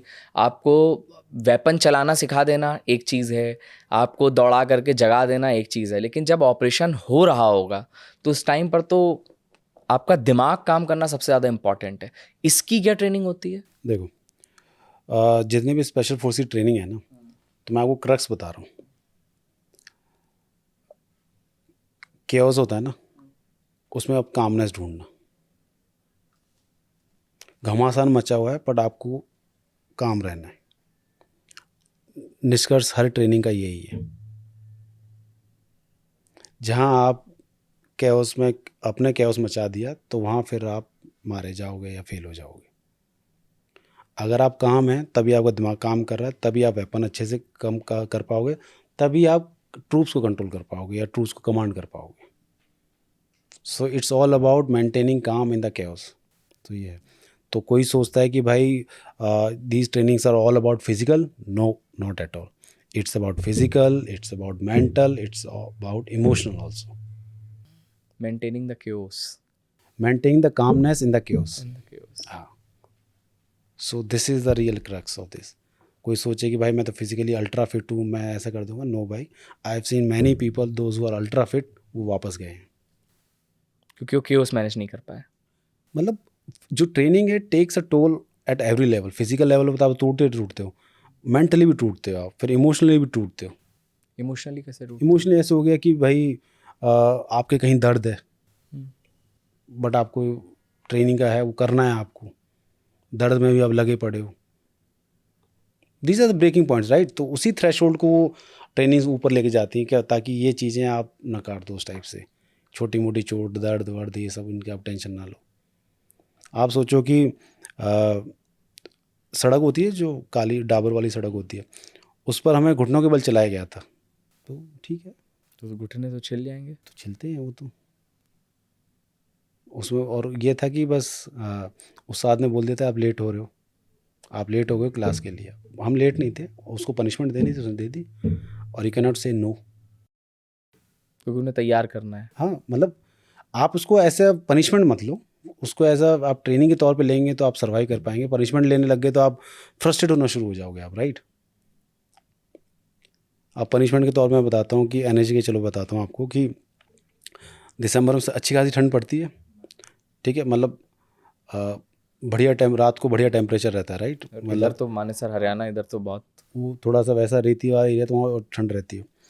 तो हमारे कपड़े उतरवा दिए, ठीक है, हम शॉर्ट्स में थे बस, अपने अंडरवियर्स में। तो एक हॉल था, बड़ा सा हॉल, पूरे कोर्स को वहाँ बिठाया, पंखे चला दिए पूरे, टंकी का पानी होता है रात को ठंडा, वो टंकी का पानी मारा सबके ऊपर। और आपको अपना हथियार लेके ऐसे बैठना है, किसी का हथियार ऐसे हुआ तो उसमें बाल्टी डाल दी जाएगी या पानी मारा जाएगा उसके ऊपर। लोग 11 बजे से बैठे हैं और फिर सुबह 3-4 बजे उठे। लोगों ने बैठे बैठे टॉयलेट किया है, क्योंकि वहाँ जो पनिशमेंट दे रहे ऑफिसर ने बोल दिया कि जो उठेगा वो कमांडो बनने लायक नहीं। और ये झेला लोगों ने। हाँ, झेला। मतलब उस ग्रुप में कोई भी नहीं होता जो कहे कि अरे भाई ये नहीं मैं मान रहा हूँ, आप क्या बोल रहे हो, ये बात ऑप्शन ही नहीं है ये। भाई वो तो बोल दिया ना कि भाई जो उठ गया, जो पहले उठ गया ओ तो है ही नहीं लायक, तो वो आउट है है। ही, मतलब वो बोल दिया ना उसने, तो कह रहे ठीक है हम तो बैठे रहेंगे। और लोगों को पता नहीं था कि भाई अब ऐसे बैठना है, इतनी देर बैठना है, तो लोगों ने टॉयलेट भी वहीं पर किया बैठे बैठे। आप पूछोगे आपको कैसे पता कि भाई टॉयलेट का तो गर्म ही आता है, ठीक है ना। तो ये है, लोग कांप रहे हैं, पकड़ के बैठे हुए हैं बस। तो पनिशमेंट का ये है। सो आप बोलोगे कि कैसे फेस निकलता, फेस भाई ऐसे निकलता है एक दूसरे को देखकर। अब मुझे लगता है कि अगर कोई मुझसे बोले भाई अकेले ये ट्रेनिंग करनी है, तो सॉरी यार मैं नहीं कर पाऊंगा शायद। वो मैं शायद इसलिए कर पाया कि मैं टीम के साथ था अपनी के, मैं अपनी टीम और अपने ऑफिसर के साथ कर रहा था। सब एक दूसरे को ताकत दे रहे हाँ हैं। एग्जैक्टली, उसे मुझे मुकुल को देख के हंसी आ गई, टाइम पास हो रहा है इस तरीके से, पनिशमेंट झेल रहे हैं एक दूसरे। खास तौर से ऐसी चीज़ों में तो फोर्सेस में तो बहुत ज़्यादा ज़रूरत होती होगी, क्योंकि आपको अब जैसे आप नक्सल प्रभावित एरिया में अगर आप कर रहे हैं, एक्टिव हैं, तो वहाँ पर तो आपके साथ में फैमिली तो है नहीं, आपके साथ में आपके दोस्त यार ही हैं जो आपके साथ फोर्स में मैं हैं वही वहाँ पे। बता रहा हूँ, मैं आपको चीज़ बताता हूँ कि फोर्सेस हो गया, चाहे आप कोई भी आप ले लो, चाहे जिस सेटअप में आप काम कर रहे हैं, और इवन जो जो भी मैंने अचीव किया है, वो मैंने अचीव किया अपनी टीम की वजह से, अपने जवानों की वजह से, अपने जेसीओस की वजह से। अगर मेरी टीम ही ना हो तो मैं शायद साहब आपके सामने बैठा भी ना हूँ। दैट इज़ बिकॉज मेरी टीम की वजह से मैं इतना कुछ कर पाया हूँ। अगर मेरी टीम नहीं होती तो मैं कोबरा प्रोबेशन नहीं कर पाता, मेरी टीम नहीं होती तो मैं एनर्जी में नहीं जा पाता। जो टीम के साथ जो बॉन्डिंग बनती है, वो बॉन्डिंग ऐसी होती है कि सब लोग अब एनर्जी से बाहर हो गए, कोई आर्मी में चला गया, कोई कहीं चला गया, but we still are in touch. तो फिर आपने जब वीवीआईपी आपको वो मिला, तो फिर आप किसके साथ साथ रहे, आप कहाँ रहे, कहाँ सर्व किया आपने? तो जो लिस्ट में बताऊँ वीआईपीज़ की, तो आई स्टार्ट, मतलब मतलब कौन कौन से वीवीआईपीज की सिक्योरिटी में आप रहे हैं? जो मेरी यूनिट के पास थी वीआईपीज़, उसमें थे योगी जी, राजनाथ जी, अखिलेश यादव जी, फारूक अब्दुल्ला जी, नहीं फारूक अब्दुल्ला नहीं, वो गुलाम नबी, अच्छा, गुलाम नबी जी, हाँ, और मुलायम सिंह जी और मायावती जी। अच्छा, ऐसे बटी होती हैं कि भाई ये हाँ, मतलब लोग पॉइंट ये है ना कि अब 12-13 वीआईपीज़ हैं, हम्म। तो 6-6, 7-7 करके 2 यूनिट से बांट दिए, ताकि वो अपना अपना आप मैनेज करो। तो एनएसजी इनके साथ परमानेंट रहती थी? हाँ, जब परमानेंट। भी ये मूव करते हैं तो एनएसजी इनके साथ मूव करती है। अच्छा, और इनके घर वर में भी रहती है? घर में ऐसा सिक्योरिटी के लिए नहीं रहती, घर में ऐसे रहती है कि जब मूवमेंट करेंगे तो तुरंत घर से फिर लिख लेंगे, ओके, ऐसे रहता है। साथ रहने के लिए। साथ रहने कितने लोग रहते हैं एनएसजी? एक सीपीटी रहती है, 6 लोग। 6 लोग रहते हैं, ठीक है। क्या मतलब, क्योंकि वहाँ पर तो बहुत लेयर ऑफ सिक्योरिटी रहती है कि भाई पुलिस है, एक तो लेयर ऑफ सिक्योरिटी समझाइए, और दूसरा उसमें एनएसजी का रोल क्या रहता है, एग्जैक्ट रोल क्या रहता एनएसजी है एकदम कोर, इनर सर्कल एकदम। वीआईपी है, वीआईपी के बाद एनएसजी है, फिर एनएसजी के बाद हो सकता है कि सिविल पुलिस आ जाए, है? सिविल पुलिस की एक और लेयर आ जाए, मतलब एनएसजी हो गया, फिर सिविल पुलिस हो जाएगी सीवीज़ में, फिर एक सिविल पुलिस का आ जाएगा, वर्दीधारी वाले लोग आ जाएंगे, फिर एक सिविल पुलिस का आ जाएगा जो सो कॉल्ड उनका एसटीएफ टाइप्स होते हैं लोग, वो आ जाएंगे। फिर हो सकता है कि बाद में कोई बड़ा इवेंट कुछ हो रहा है तो एक किसी एसटीएफ हो गया या कोई CAPF की यूनिट वो डिप्लॉय होगी। तो इस तरीके से लेयर्स में काम होता है फिर। अच्छा, और आप लोग का कोऑर्डिनेशन कैसे होता है? कोऑर्डिनेशन क्या है कि जब ऐसा कोई इवेंट होता है तो हमारा मतलब इवेंट से पहले एक मीटिंग होती है जो भी स्टेक होल्डर्स होते हैं उनके साथ, ताकि we should be on the same page. ऐसा ना हो कि कोऑर्डिनेशन लैप्सेस की वजह से कोई प्रोग्राम में लैप्स हो जिससे VIP को दिक्कत हो जाए, तो वो रिस्पॉन्सिबिलिटी NSG की रहती है। लेकिन पॉलिटिशियन के साथ में रहना, मतलब सिक्योरिटी देना, वो तो जनता का नेता है, तो जनता के बीच जाएगा। जब वो जनता के बीच जाएंगे तो रैली कर रहे हैं, 20 लोग आएंगे जिनसे वो जो उनको छूने की कोशिश करेंगे, हाथ मिलाने की कोशिश करेंगे। कई दफ़ा ये भी होता है कि खुद ही हम देख रहे हैं कि वो 20 से उठ करके चले जा रहे हैं, तो आप उनको कैसे रोकेंगे? See so just for your viewers, तो काफ़ी लोगों को लगता है कि जो VIP security is a easy और बढ़िया चमक धमक वाला काम है, but I am telling you it's equally tough. जितना कोबरा का ऑपरेशन करना है इतना ही टफ है, बट इन अलग इन अनदर डायमेंशन, और कैसे अलग पर्सपेक्टिव में। बिकॉज आपको क्या है कि जब आप डिप्लॉयड है ना साथ में VIP के, तो you have to be mentally alert. हमें ऐसा हो जाता है कि अगर आप 8-8 घंटे खड़े हुए हैं, ठीक है, जब VIP प्रोग्राम में है तो you can not sit and relax, आपको अलर्ट रहना है कि यू नेवर नो कब क्या हो जाए, ठीक है। और रही बात जैसे आपने बताया कि वो जनता का प्रतिनिधि है, जनता के बीच में, तो भाई वो चीज़ें हमें मैनेज करनी है। यू कैन नॉट से कि अब यू कैन ऐसा कोई थ्रेट वगैरह, तो यू कैन से कि हाँ कि सर थोड़ा थ्रेट है वगैरह, पर वो नहीं मान रहा तो you have to go with him. You can not say कि तुम जाओ हम तो नहीं आ रहे, ये नहीं हो सकता। This is not than option. नहीं, तो एक सेकंड, तो मतलब अगर मान लीजिए कि आपको पता है कि यहाँ थ्रेट है, आप किसी के साथ हो, वो कह रहा है कि नहीं भाई मैं करूँगा, तो आप ना अगर उसको रोकने की कोशिश करेंगे, अगर वो नहीं रुकेंगे तो आप उनको हम उनको बोल सकते हैं, जाना आपको भी है हाँ वहाँ हमें पर। जाना हमें भी है। अब जैसे अखिलेश जी थे, वो जनता के बीच में घुस जाते हैं, राइट, जो उनके सपोर्टर्स हैं, तो भाई it's become a Herculean task. हमारे कपड़े तक फट जाते हैं भीड़ को मैनेज करने में। और भीड़ को मैनेज इन द सेंस कि आप VIP को नहीं दबा सकते, आपको ऐसे करके रहना है, पर इतना रखना है कि VIP कोई हाथ ना लगाए। तो it's a very very very difficult to do this. नहीं, तो आपके पास ये कोई फोरम नहीं होता जहाँ आप ये बोलो कि भाई ये क्या करते हैं, भाई दिस अ इसे पार्ट रोको? ऑफ ड्यूटी, उसके लिए फिर हम ट्रेन भी किया जाता है। इसकी फिर ट्रेनिंग भी होती है ना अलग से, एक 6 वीक का अलग से पर्टिकुलर कोर्स होता है। बट जब इस तरह की सिचुएशन आती है तो फिर तो आपका खुद का मेंटल प्रेजेंस और आपका थ्रेट परसेप्शन वगैरह यही काम आता है। So that's I am saying ना कि VIP duty is not a easy thing, it's very mentally grueling, because you have to be on your toes और मेंटली अलर्ट रहना पड़ता है आपको जब तक आप ड्यूटी पर है। तो ये रहता है। आप किसके किसके साथ पर्सनली रहे? अखिलेश जी के साथ तो एक छोटा सा इंसिडेंट था, बाकी योगी जी के साथ, राजनाथ जी के साथ मैं काफ़ी रहा हूँ। अच्छा, जो हरियाणा इलेक्शन हो गए 19 के, हरियाणा, झारखंड, दिल्ली, और एक और था कुछ, एक इलेक्शन और थे, तो इलेक्शन मैंने करवाए थे दोनों को। आई मीन पूरे पब्लिक इवेंट रैली वगैरह जो भी है सब, I was the one who is coordinating for all those events. तो मेरी देख रेख में हुए थे वो। और इवन जो ट्रम्प आए थे तो उनका ताज विजिट, जो आगरा वाला विजिट था, वो मेरे उसमें हुआ था। अच्छा, हाँ, तो मैंने कोऑर्डिनेट किया था इस तरफ से। तो उनकी तो अपनी सिक्योरिटी रही हाँ, रहती है। तो सिक्योरिटी रहती है, बट कोऑर्डिनेशन तो उनको ग्राउंड पे तो चाहिए ना, सपोर्ट, तो इसलिए। वो तो बहुत ही खतरनाक सिक्योरिटी थी। हाँ, तो उसमें क्या था कि जो उनका पूरा रास्ता था वहाँ से उसको पूरा छावनी बना दिया था, नो मूवमेंट नथिंग, और कोई मूवमेंट अलाउड नहीं था। और 3 घंटे का था, 3 से 4 घंटे का, तो उससे आधा घंटा 1 घंटा पहले सब बंद। आपने तो अगर ट्रम्प जब आए थे तो आपने देखा होगा, अगर तो हमारी सिक्योरिटी क्यों, हमारे लिए भी हमारा जो भी CM है, PM है, जो भी VVIP है, वो इक्वली इम्पॉर्टेंट है। उनके लिए भी उनका जो राष्ट्रपति है वो उतना ही इम्पॉर्टेंट है। क्या डिफरेंस है दोनों की सिक्योरिटीज़ में, मतलब क्या क्योंकि बहुत खतरनाक उनका तो वो रहता है देखो, प्रोटोकॉल खतरनाक इन द सेंस, खतरनाक तो नहीं बोलूँगा, बट उनका क्या है कि वो सारा सब कुछ अपना इक्विपमेंट खुद लेके जाते हैं, वो गाड़ी से लेकर सब कुछ, ठीक है। तो उनको क्या है कि चलो उनके इक्विपमेंट वगैरह सब, अगर गाड़ी वगैरह सब प्रेजेंट, उनको उस गाड़ी में जाएगा जो भी है, बट उनको ग्राउंड पे और एजेंसी के साथ कोऑर्डिनेट करना ही पड़ेगा ना, जो वहाँ के उस देश की एजेंसीज है, ताकि और वो लेयर क्रिएट कर सकें और थोड़ा मतलब सिक्योर कर सकें। तो जो डिफरेंस आई वॉन्ट से कि बहुत ज़्यादा ज़मीन आसमान का फ़र्क है. इट्स ऑल अबाउट कि, और एक वो भी है ना कि थोड़ा शोबाजी भी तो होती है ना. इट्स आजकल तो आपको पता होगा कि it's more about showing things rather than actually उस टाइप से. तो ये जो आपने बताया था कि नैरेटिव वही कि भाई खतरा बहुत है.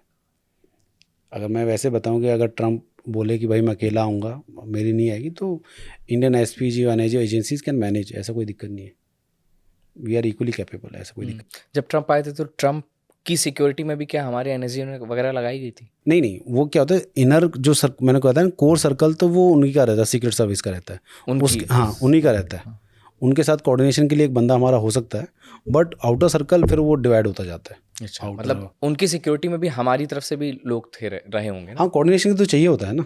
कोऑर्डिनेशन पर रेकी होती है, ऐसा नहीं कि भाई वो डायरेक्ट ही आता है.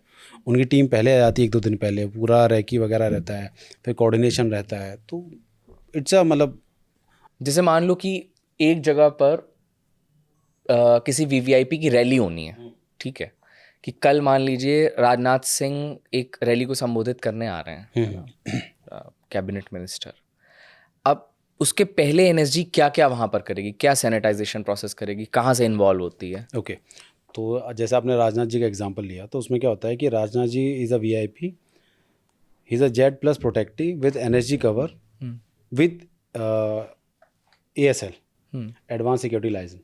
इसमें क्या होता है कि लेट्स से राजनाथ जी को पर्टिकुलर एक्स जगह जाना है, तो उससे पहले जो टीम को, जिसको प्रोग्राम कोऑर्डिनेट करना है ऑफिसर को, वो पहले वहाँ पहुँच जाएंगे एटलीस्ट 24 घंटे पहले. अच्छा. हाँ, वो पूरा रैकी वगैरह करेंगे, कहाँ से मंत्री जी आएंगे, कहाँ से जाएंगे, गाड़ी कहाँ खड़ी हुई, मंत्री जी कहाँ बैठेंगे, क्या खाएंगे, कौन सी कैसी स्टेज है, स्टेज में कहाँ पर बैठे हैं, कहाँ से बोलेंगे, किस किस से मिलेंगे, स्टेज पर कौन रहेगा, गाड़ी से उतरेंगे तब कौन मिलेगा, ये सब पहले से तय रहता है. अच्छा. हाँ, तो इसकी पूरी मतलब जो भी स्टेक होल्डर्स होते हैं उनके साथ मीटिंग होती है. हाँ, तो उसमें सारा डिसाइड होता है कि ऐसे होगा, ऐसे नहीं होगा, हॉस्पिटल नहीं अरेस्ट, ये पुलिस स्टेशन वगैरह वगैरह, सेफ हाउस, ये सब. तो मतलब there is a whole SOP is there. तो उसके हिसाब से फिर काम होता है. तो जो भी इस लेवल के VIP का मूवमेंट होता है, it's not a easy thing to do. आपको उसमें जब इस तरह की एक मीटिंग होती है, जो ASL मीटिंग बोलते हैं उसको, तो उसमें करीबन जो ऑर्गेनाइज़र है जिसका इवेंट है वो तो है ही है, प्लस में इसके अलावा 8-10 स्टेक होल्डर्स और होते हैं. अच्छा, इतनी मतलब ये थ्रेट परसेप्शन लोगों को पता है कि सारी जगहों पर, चाहे हम कहीं किसी भी देश में देखें, वो अपने VVIPs को सब बचाने की कोशिश कर ही रहे होते हैं, लेकिन उसके बाद भी हम देखते हैं कि ट्रम्प के ऊपर हमला हो जाता है. उसके बाद हिंदुस्तान में हम देखें तो मतलब हमारी तो पूर्व राष्ट्रपति, मतलब प्रधानमंत्री को मारा गया, फिर राजीव गांधी को जिस तरीके से असैसिनेट किया गया, तो मतलब फिर कैसे हो जाता है ये? सी सिक्योरिटी में एक वो है चीज़ कि जब VIP अपने घर में है ना या ऑफिस में है तभी सुरक्षित है. जब वो बाहर है तो there is always a threat. आप 10 लोग खड़े कर दो घेर के, खतरा तो भी बना ही रहता है ना. जब जैसे ट्रम्प के ऊपर था, ऐसा थोड़ी ट्रम्प खाली खड़ा था और आसपास लोग थे उसके, फिर भी उसने हाइट से शॉट लिया. पर देखा जाए प्रॉपर वहाँ पे मतलब पूरी फोर्स उसकी पूरी फोर्स थी. पर ये जो शॉट लिया that was with in the vicinity, right. अगर एज पर जो मैं बताऊँ टैक्टिकल उस पॉइंट ऑफ व्यू से, तो उस बिल्डिंग को उनको सैनिटाइज करना चाहिए था. वहाँ पर पहले से कुछ डिप्लॉयमेंट होनी चाहिए थी, ताकि वो, आप देखो स्नाइपर उसकी रेंज में आ रहा था. ठीक है, आपने बात करी अपने प्राइम मिनिस्टर राजीव गांधी जी के जो असैसिनेट हुए थे, वहाँ पर तो यार प्रोटोकॉल ही ब्रेक हुआ था. ठीक है, और लेट्स से कोई VIP बोलता है कि नहीं भाई मैं तो भीड़ में जाऊँगा, मिलूँगा, जैसे, तो हम तो मना ही करते हैं भाई, नहीं दिस इज अगेंस्ट प्रोटोकॉल, ये प्रोटोकॉल ब्रेक होगा. अब वो करता है तो फिर उसके फिर कॉन्सिक्वेंसेस हो ही जाते हैं. और ये ऐसा नहीं था कि उनको पता नहीं था, थ्रेट थे, इनपुट था ऐसा. बट तो आपके साथ कभी ऐसा हुआ कि आप किसी VVIP के साथ रहे हो और आपने रोका हो कि आप ये मत करिए? नहीं, रोक का इन द सेंस हम बताते हैं कि sir this is not safe और ये ठीक नहीं है, वो उस टाइप से. अब अखिलेश जी हैं, मतलब आपका कोई पर्सनली ऐसा एक्सपीरियंस रहा, वो बताइए. हम वो अखिलेश जी बताया ना मैंने, अखिलेश जी हैं. और ऐसे है कि भाई VIP का प्लान होता है कि भाई यहाँ रुकेगा, यहाँ उस तरीके से बताया. कभी कभी क्या होता है VIP डिटूर लेता, नहीं मैं यहाँ होके भी जाऊँगा, so that becomes extra burden. आपने तो यहाँ तक सैनिटाइज कर रखा है, अब VIP ने कुछ ले लिया डिटूर, तो भाई तो इतनी जल्दी कैसे आप वो करोगे? तो कुछ नहीं, वो फिर हम ही भाग दौड़ मचा के जितना हम कर सकते हैं उतना ही करते हैं फिर वो. और वहाँ पर अगर कोई थ्रेट है तो? जितना बेस्ट वी कैन डू बस उसमें वो है। कितना साल से आपने सर्व किया एनएसजी में? मैंने किया करीबन 5 साल के करीब। तो इसमें ये है ना कि मैं 1.5-2 साल करीब रहा था वीआईपी सिक्योरिटी में। अच्छा, फिर उसके बाद मैं आ गया था ट्रेनिंग सेंटर में। वहाँ क्या होता है? ट्रेनिंग सेंटर में आई was instructor for jungle warfare, commando जो कोर्स होता है उसके लिए, और टैक्टिकल ड्राइविंग हो गया उसके लिए, एंड वीआईपी सिक्योरिटी जो कोर्स वहाँ बेसिकली ट्रेनिंग्स दी जाती हैं। तो वहाँ पर बाहर से भी लोग आते हैं, स्टेट पुलिस से भी आते हैं, अपनी जो डिफेंस फोर्स वहाँ से भी लोग आते हैं, सीएपीएफ से लोग आते हैं, फ्रेंडली फॉरेन कंट्रीज से वहाँ से भी ऑफिसर्स और जवान आते हैं ट्रेनिंग के लिए। तो वीआईपी कोर्स की बात करूँ तो मैं मालदीव्स हो गया, भूटान हो गया, अपने एयर चीफ हो, पिछले वाले एयर चीफ हो गए, और नेवी चीफ हो गए पिछले वाले, तो उनकी पूरी सीपीटीज़ को मैंने ट्रेन किया है। अच्छा, you were the trainer? I was a trainer, instructor, I was instructor over there. तो उनकी पूरी सीपीटीज़ 15-15, 20-20 लोग आते थे, तो उनको ट्रेन किया है। तो आपने कौन कौन सी और ट्रेनिंग ली इसके अलावा, कोबरा और एनएसजी के अलावा? कोबरा, एनएसजी हो गया, ग्राउंड्स हो गया, फिर एनएसजी में वीआईपी सिक्योरिटी वाला हो गया, फिर अच्छा, एनएसजी में वीआईपी सिक्योरिटी की अलग ट्रेनिंग है? हाँ, प्रोबेशन के अलावा अलग है। तो ये हो गया। फिर उसके बाद टैक्टिकल ड्राइविंग है, टैक्टिकल एंड ऑफेंसिव ड्राइविंग। इसमें क्या होता है? इसमें हाई स्पीड मैन्यूवरिंग करते हैं गाड़ियों के साथ, 180 घुमा देना उस तरीके से। और ये कहाँ काम आती है? ये वीआईपी सिक्योरिटी में काम आता है, जहाँ पर वीआईपी को किसी थ्रेट हुआ तो, जो basically this course is for drivers. अच्छा, हाँ, तो आपने वो भी कर रखा है? हाँ, कि मतलब अगर आपके वीआईपी को कभी ऐसी ज़रूरत पड़ जाती कि आपको गाड़ी उसकी चलानी पड़े तो आप उससे मुझे भी तो बचा इसलिए लें। करना पड़ा कोर्स की, बिकॉज मुझे मैं इंस्ट्रक्टर था। अगर फौज का सिंपल सा रूल है, अगर आपको इंस्ट्रक्टर बनना है किसी का तो आपको कोर्स करना पड़ेगा, और उसमें टॉप ग्रेडिंग लानी पड़ेगी आपको, तभी आप इंस्ट्रक्टर बन सकते हो। ये नहीं कि आप सिर्फ क्वालिफाई कर चुके हो तो आप इंस्ट्रक्टर बन जाओ। नहीं, ऐसा नहीं होता। तो आपको पहले कोर्स करना पड़ेगा, तब आप इंस्ट्रक्टर बन सकते हो। तो जंगल वॉरफेयर हो गया, अर्बन वॉरफेयर हो गया, वीआईपी कोर्स हो गया, टैक्टिकल ड्राइविंग हो गया, तो इन सब का मैं इंस्ट्रक्टर था। तो ओवरऑल मैं देखूँ तो अराउंड एनईजी में ही करीब 2,500 से ज़्यादा लोगों को ट्रेन किया था मैंने, डिफरेंट एस्पेक्ट्स में। तो जिसमें फ़ॉरेन के भी लोग थे, जो आपने बताया मालदीव्स वगैरह से भी। मालदीव, भूटान, तजाकिस्तान से भी आप लोग को नहीं भेजा जाता कहीं ट्रेनिंग करने के लिए? जाते हैं। आपको भेजा गया? फ्रांस वगैरह है, जर्मनी है, तो वहाँ पर भी जाते हैं लोग। नहीं, आप गए? हाँ, कहाँ गए आप? फ्रांस गए थे। क्या डिफरेंस लगा आपको वहाँ की फोर्सेस? वहाँ के लोग यहाँ भी आते हैं, जैसे यूके के रॉयल मरीन्स आए थे, तो वो भी आते हैं। फ्रांस से आपको क्या यार डिफरेंस लगा? मतलब अगर इंडियन आर्म फोर्सेस को देखें और फ्रांस की डिफेंस फोर्सेस को देखें तो क्या आपको चेंज, मतलब डिफरेंसेस क्या क्या महसूस हुए वहाँ पे? किस सेंस में डिफरेंसेस बताऊँगा? कि उनके पास क्या वेपन्स बहुत अच्छे हैं हमसे, या फिर उनकी ट्रेनिंग में बहुत अच्छा कुछ हो रहा हो, या हमारे यहाँ बहुत अच्छे वेपन्स हों कंपैरेटिवली? कंपैरेटिव एनालिसिस किस तरह? ओके, सो रही बात वेपन्स की, तो वेपन्स का तो 19-20 का फ़र्क होता है। 19-20 लगा लो या 19-21 लगा लो, इतना ज़्यादा फ़र्क नहीं होता। और दूसरा आता है कि ट्रेनिंग का, तो ट्रेनिंग का देखो यार ऐसा रहता वो है, एडवांस्ड है, हम एडवांस्ड हैं वेपनरी में। हाँ। वेपनरी में तो एनएसजी में तो ऑलमोस्ट मैं तो कहूँ थोड़ा मामूली से फ़र्क है, बिकॉज ऑलमोस्ट सेम वेपन वो यूज़ करते हैं। जब CQB और सिटी वाली उसका आता है तो सेम वेपन्स वो यूज़ करते हैं, ठीक है। तो 19-20 का फ़र्क है, ऐसा कुछ ज़्यादा मैं, इट्स वेरी डिफिकल्ट टू से कि वो ज़्यादा एडवांस है ये। हाँ, पर ये कह सकते हो कि वेपन्स को लेकर एक्सेस उनके पास ज़्यादा हो। नहीं समझे आप? कि मतलब हो सकता है कि यहाँ पर जैसे मेरे पास जैसे MP5 और ग्लॉक ही थी, हो सकता है कि वहाँ पर एक बंदे के पास 4-4 वेपन हो, इस तरीके से हो सकता है, ठीक है। So now coming to training वाला पार्ट, तो ट्रेनिंग वाला पार्ट डिपेंड करता है कि आपका थ्रेट लैंडस्केप कैसा है, ठीक है ना। मतलब कि जो आपका एनिमी जिससे आप लड़ना है, या जो आपका जिस एरिया में आपको लड़ना है, टेरेन कैसा है, तो उसके हिसाब से ट्रेनिंग होती है। तो हम वहाँ जाते हैं तो वहाँ देखते हैं कि भाई उनकी ट्रेनिंग में क्या अच्छा है जो हम ले सकते हैं, और हम क्या उनको दे सकते हैं। तो इस तरीके से वो बेस्ट प्रैक्टिसेस का वो रहता है उसमें। तो इस तरीके से हम देखते हैं कि भाई ये बता रहे हैं रूम इंटरवेंशन का, भाई ऐसे ऐसे कर सकते हैं, ये कर सकते हैं, यहाँ गेट ऐसे खुल रहा है, ऐसे बंद हो रहा है, यहाँ खिड़की है तो इसको ऐसे नेगोशिएट कर सकते हैं, टेररिस्ट वहाँ बैठा है तो उसको कैसे कर सकते हैं, वेपन कैसे कैरी करना है, मैगजीन लोडिंग कैसे करनी है, तो इसी तरह की बहुत मतलब बेसिक से बहुत छोटी चीज़ हो गई है, बट जब व्हेन इट कम्स टू जब लड़ाई होती है एग्जीक्यूशन पे जब बात हाँ, आएगी तो आपका weapon loading also plays a very important role कि आप कितनी जल्दी वेपन लोडिंग कर रहे हैं, तो उस तरीके से, और कितनी जल्दी आपने मैगजीन चेंज करी, तो ये सब रहता है। ग्रे हाउंड्स क्या है ये?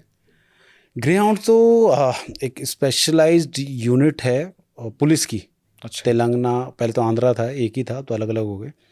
तो उनकी एक स्पेशलाइज्ड पुलिस यूनिट है जो सिर्फ जंगल वॉरफेयर करती है, एंटी नक्सल ऑपरेशंस। अच्छा तो ग्रे हाउंड्स के बेस पर ही कोबरा को रेस किया गया था। ओके, हाँ मतलब वहीं से प्रेरणा लेकर के हाँ, बनाया गया। तो जैसे एनएसजी को बोलोगे एनएसजी कैसे रेज हुई, तो एनएसजी रेज हुई SAS और GSG 9 के उस पर। ऐसे स्पेशल एयर सर्विस ब्रिटिश की जो स्पेशल फोर्स है वो है, प्लस GSG 9 है वो जर्मनी की है, तो उसके तर्ज पर रेस किया गया एनएसजी को। तो ग्रे हाउंड्स के बेस पर कोबरा को रेस किया गया। अच्छा, हाँ तो आपने वो भी ट्रेनिंग कर रखी है ग्रे हाउंड्स हाँ, की? वो कितने दिन की ट्रेनिंग होती वो भी 3 महीने की थी। तो वहाँ पर भी वो एज अ इंस्ट्रक्टर कोर्स था, तो वहाँ भी मैं इंस्ट्रक्टर क्वालिफाइड होकर आया था। है? नहीं, वहाँ पे आप सिखा रहे थे या वहाँ सीख रहे थे आप? सीखने गया, फिर वहाँ से जब ग्रेडिंग अच्छी आती है तो आपको इंस्ट्रक्टर बना देते हैं वो। अच्छा, हाँ, तो मीन्स कि आप इंस्ट्रक्टर, आप किसी को ट्रेन करने के लिए आप काबिल हो। तो कोबरा की ट्रेनिंग और ग्रे हाउंड्स की ट्रेनिंग में क्या कितना कौन ज़्यादा चैलेंजिंग लगी? नहीं, दोनों ही सेम है, 90% ओवरलैप ही है। जो 10% का डिफरेंस है that is because of terrain. मैंने बताया ना कि आपकी ट्रेनिंग कैसी होगी डिपेंड करता है कि आपका एनिमी कैसा है, किस एरिया में थिएटर में आप लड़ रहे हैं, टेरेन कैसा है, तो उस तरीके से थोड़ी सी ट्रेनिंग अलग हो जाती है। दैट्स आई एम सेइंग कि 90% तो ओवरलैप था ही, बट ये था कि एक ट्रेनिंग और होगी, एक बैज और जुड़ गया आपकी वर्दी में। तो आपने इतनी सारी ट्रेनिंग्स की, आप इंस्ट्रक्टर रहे, NSG में रहे, आप कोबरा में रहे, उसके बाद फिर आपने फोर्सेस क्यों छोड़ दी? फोर्स की ज़रूरत नहीं थी मेरी। कैसे हो सकता है किसी पे इतने रिसोर्सेज लगाए हो, मैंने किसी को ट्रेन किया हो, हर तरीके की ट्रेनिंग करवाई हो, उसको अपनी सारी चीज़ें बताई, उसका इस्तेमाल किया, जब वो लगा कि हाँ भाई ये तो परिपक्व हो गया है, सब कुछ पता है, तो फिर मैं उसको क्यों जाने नहीं दूँ, मतलब क्यों जाने दूंगा? अगर नहीं जाने देते तो फिर मुझे जाने क्यों दिया फिर? मतलब क्यों आपने इसमें रिटायरमेंट क्यों तो लिया? इसमें मतलब ऐसा नहीं है कि एक ही रीज़न है, इसमें मल्टीपल रीज़न थे। एक तो मेरा पर्सनल था, कुछ फैमिली इश्यूज़ थे उस वजह से, और जो मेजर रीज़न था वो प्रोफेशनली था कि एक जो स्टैग्नेशन था, जिस रैंक में मैं भर्ती हुआ था वही रैंक में 10 साल तक पहनी मैंने। मतलब आप जिस पोस्ट पे आप आए थे उसी से मैंने CRPF VRS में, लिया है। कोबरा में भी आप उसी पे रहे, एनर्जी में उसी में रहा। NSG में भी उसी पे? हाँ, क्यों? प्रमोशन ही नहीं हुआ डिपार्टमेंट में। मतलब ये ऐसा आपके साथ हुआ या फिर नहीं, मेरे से ऐसा ही रूल है क्या है? नहीं, रूल नहीं, एक्चुअली वो स्टैग्नेशन आ गया डिपार्टमेंट में। तो स्टैग्नेशन आया है कि बिकॉज जो रिक्रूटमेंट रूल्स थे, जो पॉलिसीज कार्ड रिव्यू होना था वो हुआ नहीं। उस चक्कर में क्या है कि इनटेक होता रहा है और फोर्स का उस तरह से कार्ड रिव्यू हुआ नहीं, और प्रमोशंस के जो एवेन्यूज थे वो ख़त्म हो गए, और उसके मल्टीपल रीजंस हैं। तो उस वजह से क्या है कि देखो, आपको एक चीज़ देखने की, जो फौज जहाँ पर रैंक मैटर करती है, तो वहाँ पर काम है ना आपको रैंक वाइज मिलता है। यू में जैसे मैंने बताया कि यू कैन वर्क हॉरिजॉन्टली एक रैंक में, बट ऊपर वाला काम करने के लिए आपको उस रैंक में जाना पड़ेगा। तो प्रोफेशनल ग्रोथ वाला स्कोप थोड़ा सा कम हो जाता है फिर आपको जब प्रमोशंस वगैरह नहीं होता। एंड यू सी कि आपके काउंटर पार्ट में भी जब फौज में हो, जूनियर्स आपसे रैंक डाल लेते हैं, वो सीनियर हो जाता है रैंक वाइज, वो हो जाता है। मतलब पॉइंट ये है कि काउंटर पार्ट्स आपके जो जूनियर हैं वो सीनियर हो जाते हैं, so it doesn't look good also.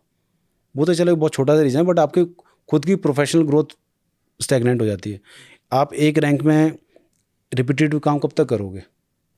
Right. Let's say कि मैं भाई 26 साल का था जब कोबरा में गया था, अब मैं 10 साल हो गए, मैं एनर्जी मान लो एनर्जी में 10 साल बाद छोड़ा, मैं 36 का हो गया, अब 36 साल का मैं हूँ AC, तो काम तो मुझे वही करना पड़ेगा। So there is a difference, right. मैं उस एफिशिएंसी के साथ काम थोड़ी कर पाऊँ, जो मैं 26 साल का था मैं 36-37 साल का काम करूँगा। लेकिन स्टैग्नेशन में अभी भी समझ नहीं पाया, मतलब कैसे स्टैग्नेशन होगा, किस who is responsible for this? Government is responsible for this. कि स्टैग्नेशन वाली प्रॉब्लम ऐसी थोड़ी कि तुरंत पैदा हो गई है। गवर्नमेंट को पता है कि भाई स्टैग्नेशन है, लोग प्रमोट नहीं हो रहे हैं, 15-15 साल 16-16 साल हो गए एक रैंक में। तो ये जो समस्या है, ये एक इंडिविजुअल की समस्या थी या पूरे जो cadre आपके की साथ है। जो भर्ती हो रहे थे हाँ, सबकी है। आपके साथ जो लोग भर्ती हुए थे उसी पोजीशन पे हैं हाँ, अभी भी? हाँ। आप रिटायर हो जाते 60 साल के हो जाते तब भी उसी पोजीशन नहीं, पे नहीं, रहते? ये हाँ। थोड़ा मुश्किल है 60 साल तक। और अभी जो मैं वैसे बताता हूँ कि अभी जो करंट काडर का जो स्ट्रक्चर बना हुआ है, अगर उसमें कुछ चेंजेस ना किए जाएँ, तो मेरा बैच जो अभी जो ऑलरेडी सर्विंग है, तो वो 20 साल के बाद डीसी रैंक लेगा। पहला प्रमोशन? पहला प्रमोशन 20 साल के बाद। This is unfair. अनफेयर तो नहीं कहूँगा, इट्स अनफेयर बहुत छोटा वर्ड हो गया ना। इवन स्टेट पुलिस में भी 20 साल में तो लोग आईपीएस वाला को ले लेते हैं, मतलब उसमें चले जाते हैं ना, एसपी रैंक तो उसमें। आप जैसे और भी लोग होंगे जो फिर इसी वजह से इसी मजबूरी में वीआरएस ले रहे होंगे, मतलब सर्व करना चाह रहे होंगे लेकिन ले लेते होंगे कि यार जब ऐसा है तो। मतलब वही है ना, देखो देखो सबके अपने अपने एस्पिरेशंस हैं। मेरा ये था कि भाई जहाँ प्रोफेशनल ग्रोथ नहीं है, जहाँ आप ग्रो नहीं कर सकते, देयर इज़ नो पॉइंट। और फिर फैमिली कमिटमेंट्स भी ऐसी हो गई थी। और आप ये लगाओ ना कि मैं अब एक रैंक में उस लेवल की फिजिकल फिटनेस मेंटेन करना इज़ वेरी डिफ़िकल्ट। अब मैं बोलूँ कि भाई मैं अब क्या कहते हैं, अब मैं 38 का होने वाला हूँ, मतलब 37 का हूँ। अगर आप मुझसे बोलो कि भाई जाओ पहले कोबरा प्रोबेशन करो, फिर कोबरा ऑपरेशन करो, जैसे पहले मैंने 26 साल पहले किए थे, तो यार अब वो पॉसिबल थोड़ी है। इवन जो मैं लेट से कि अपने जो आर्मी के जो हैं पैराएसएफ वाले बंदे हैं, तो भाई वो कैप्टन में आते हैं, मेजर तक पूरा ऑपरेट करते हैं, लेफ्टिनेंट कर्नल में कभी कभी फील्ड में जाते हैं, क्योंकि रैंक वाइज ना आपका एक्सपोजर चेंज होता रहता है, काम बदल जाता हाँ काम बदल, और आप उसी झील के साथ हमेशा काम कर भी नहीं सकते, राइट। जो एक कैप्टन मेजर में एनर्जी है वो अब कर्नल में थोड़ी एनर्जी होगी। एज अ वॉलंटियर खुद चलाए, that is a different thing, उसमें कोई मना ही नहीं है। बट आप देखो कि लोगों की जैसे हमारे साथ एक सीनियर थे, वो अब 2IC बने हैं लास्ट ईयर, ठीक है, उनकी 20 साल सर्विस होगी। 20 साल में तो लोग फौज से कर्नल बन के रिटायर हो जाते हैं। तो इस तरह के हैं, इश्यूज़ हैं, और ये मेजर इशू है जिसकी वजह से ऑपरेशनल एफिशिएंसी पे बहुत फ़र्क पड़ता है। नहीं तो जैसे आप जैसा कोई रिसोर्स जिसके ऊपर आपने तो ट्रेनिंग की, गवर्नमेंट ने भी तो ट्रेनिंग करवाई, फिर उसके बाद आपको उसने तैयार किया, तो ये तो उनका भी तो नुकसान है ना कि भाई आप इतने, जिस पे आपने इतना खर्चा किया हुआ है, जिस पे आपने इतना समय दिया हुआ है, इतनी ताकत लगाई, और वैसे किसी रिसोर्स को आप जाने दे रहे हैं, तो ऐसे कोई विद इन द ऑर्गेनाइजेशन ऐसा कोई रूल नहीं है कि ऐसे रिसोर्सेज को रोका जाए या इनके लिए कुछ अलग से कोई व्यवस्था की जाए? नहीं, ऐसा तो कुछ नहीं है। इवन जब मैंने रेजिग्नेशन भी डाला था तो मतलब नॉर्मल था, ठीक है जाओ उस टाइप से, तो वो है। तो पॉइंट ये ना, जो ऊपर लोग बैठे हैं उनको कोई फ़र्क पड़ता नहीं है, मतलब उनके लिए तो ये है ना कि अच्छा वो एक बंदे की सैलरी कम देनी पड़ेगी। तो हायर भी तो करना पड़ेगा। नहीं तो हायर तो नीचे तो लोग बैठे ही हैं ना काम करने वाले, तो मतलब मेरे पीछे तो ऐसे थोड़ी जूनियर्स नहीं है मेरे, तो वो है। मतलब this is a sorry state of affairs, मतलब बट ये रियलिटी तो यही है। पॉइंट ये नहीं कि लोगों में काबिलियत नहीं है, इस चीज़ से फ़र्क पड़ता है कि जो एक लेट्स से एक सिविल पुलिस है फॉर एग्जांपल, जिनको मतलब ऑपरेशंस वगैरह नहीं करने, जहाँ पर आपकी जान का खतरा नहीं है, तो वहाँ पर भी गलत है, पर वहाँ पर फिर भी चीज़ मैनेजेबल है कि एटलीस्ट लाइफ का रिस्क तो नहीं है इतना। पर जहाँ पर एक कल्चर आपको बना के चलना है कि भाई लोगों को कमांड करना है, आपके कमांड पर लोग गोलियाँ खाएंगे आपके नाम पर या आपके एक इशारे पर, तो वहाँ पर तो एक कल्चर बनता है, राइट। एक कल्चर के तहत ही आप लोगों को प्रिपेयर करते हो, बट आप ऐसी चीज़ें रहेंगी तो कल्चर धीरे धीरे वो डिस्ट्रॉय हो ही जाएगा। तो ये जो एक मुझे लगता है कि आज से 15-16 साल से जो चेंजेस आए थे CAPS में स्पेशली, क्योंकि CAPS पहले कभी ऐसा मेजर ऑपरेशन रोल्स में नहीं रहती थी। मैं थोड़ा BSF को छोड़ दूँ, जो इवन CRPF भी CI में रही है, पर एक वो फाइटिंग स्पिरिट नहीं थी। पर जो फाइटिंग स्पिरिट पिछले 15-16 साल में आई है, जो एकदम हो गया ना कि ऑलमोस्ट उन तर्ज ऑफ फौज की तरह हम लड़ रहे हैं, तो वो कहीं ना कहीं उस स्पिरिट धीरे धीरे फिर वो डाइल्यूट हो जाएगी, फिर वो नॉर्मल सिविल पुलिस जैसा ढांचा बन जाएगा, फिर वो जैसे नॉर्मल पुलिस रहती है। तो जो स्टैग्नेशन है ये आप जैसे कितने सारे लोग होंगे जिनको इस समय मौजूदा समय में फेस करना पड़ रहा होगा? मतलब अक्रॉस द ऑल रैंक्स, हाँ हाँ, क्रॉस ऑल। अगर मैं ऑफिसर कार्डर की बात करूँ CAPF की, तो अराउंड 13,000 लोग हैं। 13,000 लोग। हाँ, कार्डर ही इतना बड़ा है तो, और CAPF का तो ज़्यादा वो है नहीं। तो 13,000 करीब लोग हैं। तो इसका फिर सोल्यूशन क्या है, मतलब सोल्यूशन क्या है इसका? सोल्यूशन यही है कि गवर्नमेंट को अपने रिक्रूटमेंट रूल्स में चेंजेस लाने पड़ेंगे। और ये मतलब पॉइंट क्या है कि इसके रिगार्डिंग सुप्रीम कोर्ट में केस चल रहे हैं। चल क्या रहा है कि सुप्रीम कोर्ट ने वो जो क्या रहता है, रिजल्ट रहता है ना, क्या रहता है उसको क्या बोलते हैं, जजमेंट है, वो हमारे फेवर में है। बट ये है कि वो गवर्नमेंट ने वो इम्प्लीमेंट ही नहीं कर रही है। अच्छा, सुप्रीम कोर्ट ने क्या क्या रखा है? कि भाई इनको ऑर्गेनाइज ग्रुप या सर्विसेज का वो दर्जा मिलना चाहिए, और उसके तर्ज पे इनको प्रमोशन वगैरह दिए जाएं, और कार्डर रिव्यू किया जाए इनका, ताकि इनका प्रमोशन वगैरह वो स्ट्रीमलाइन हो।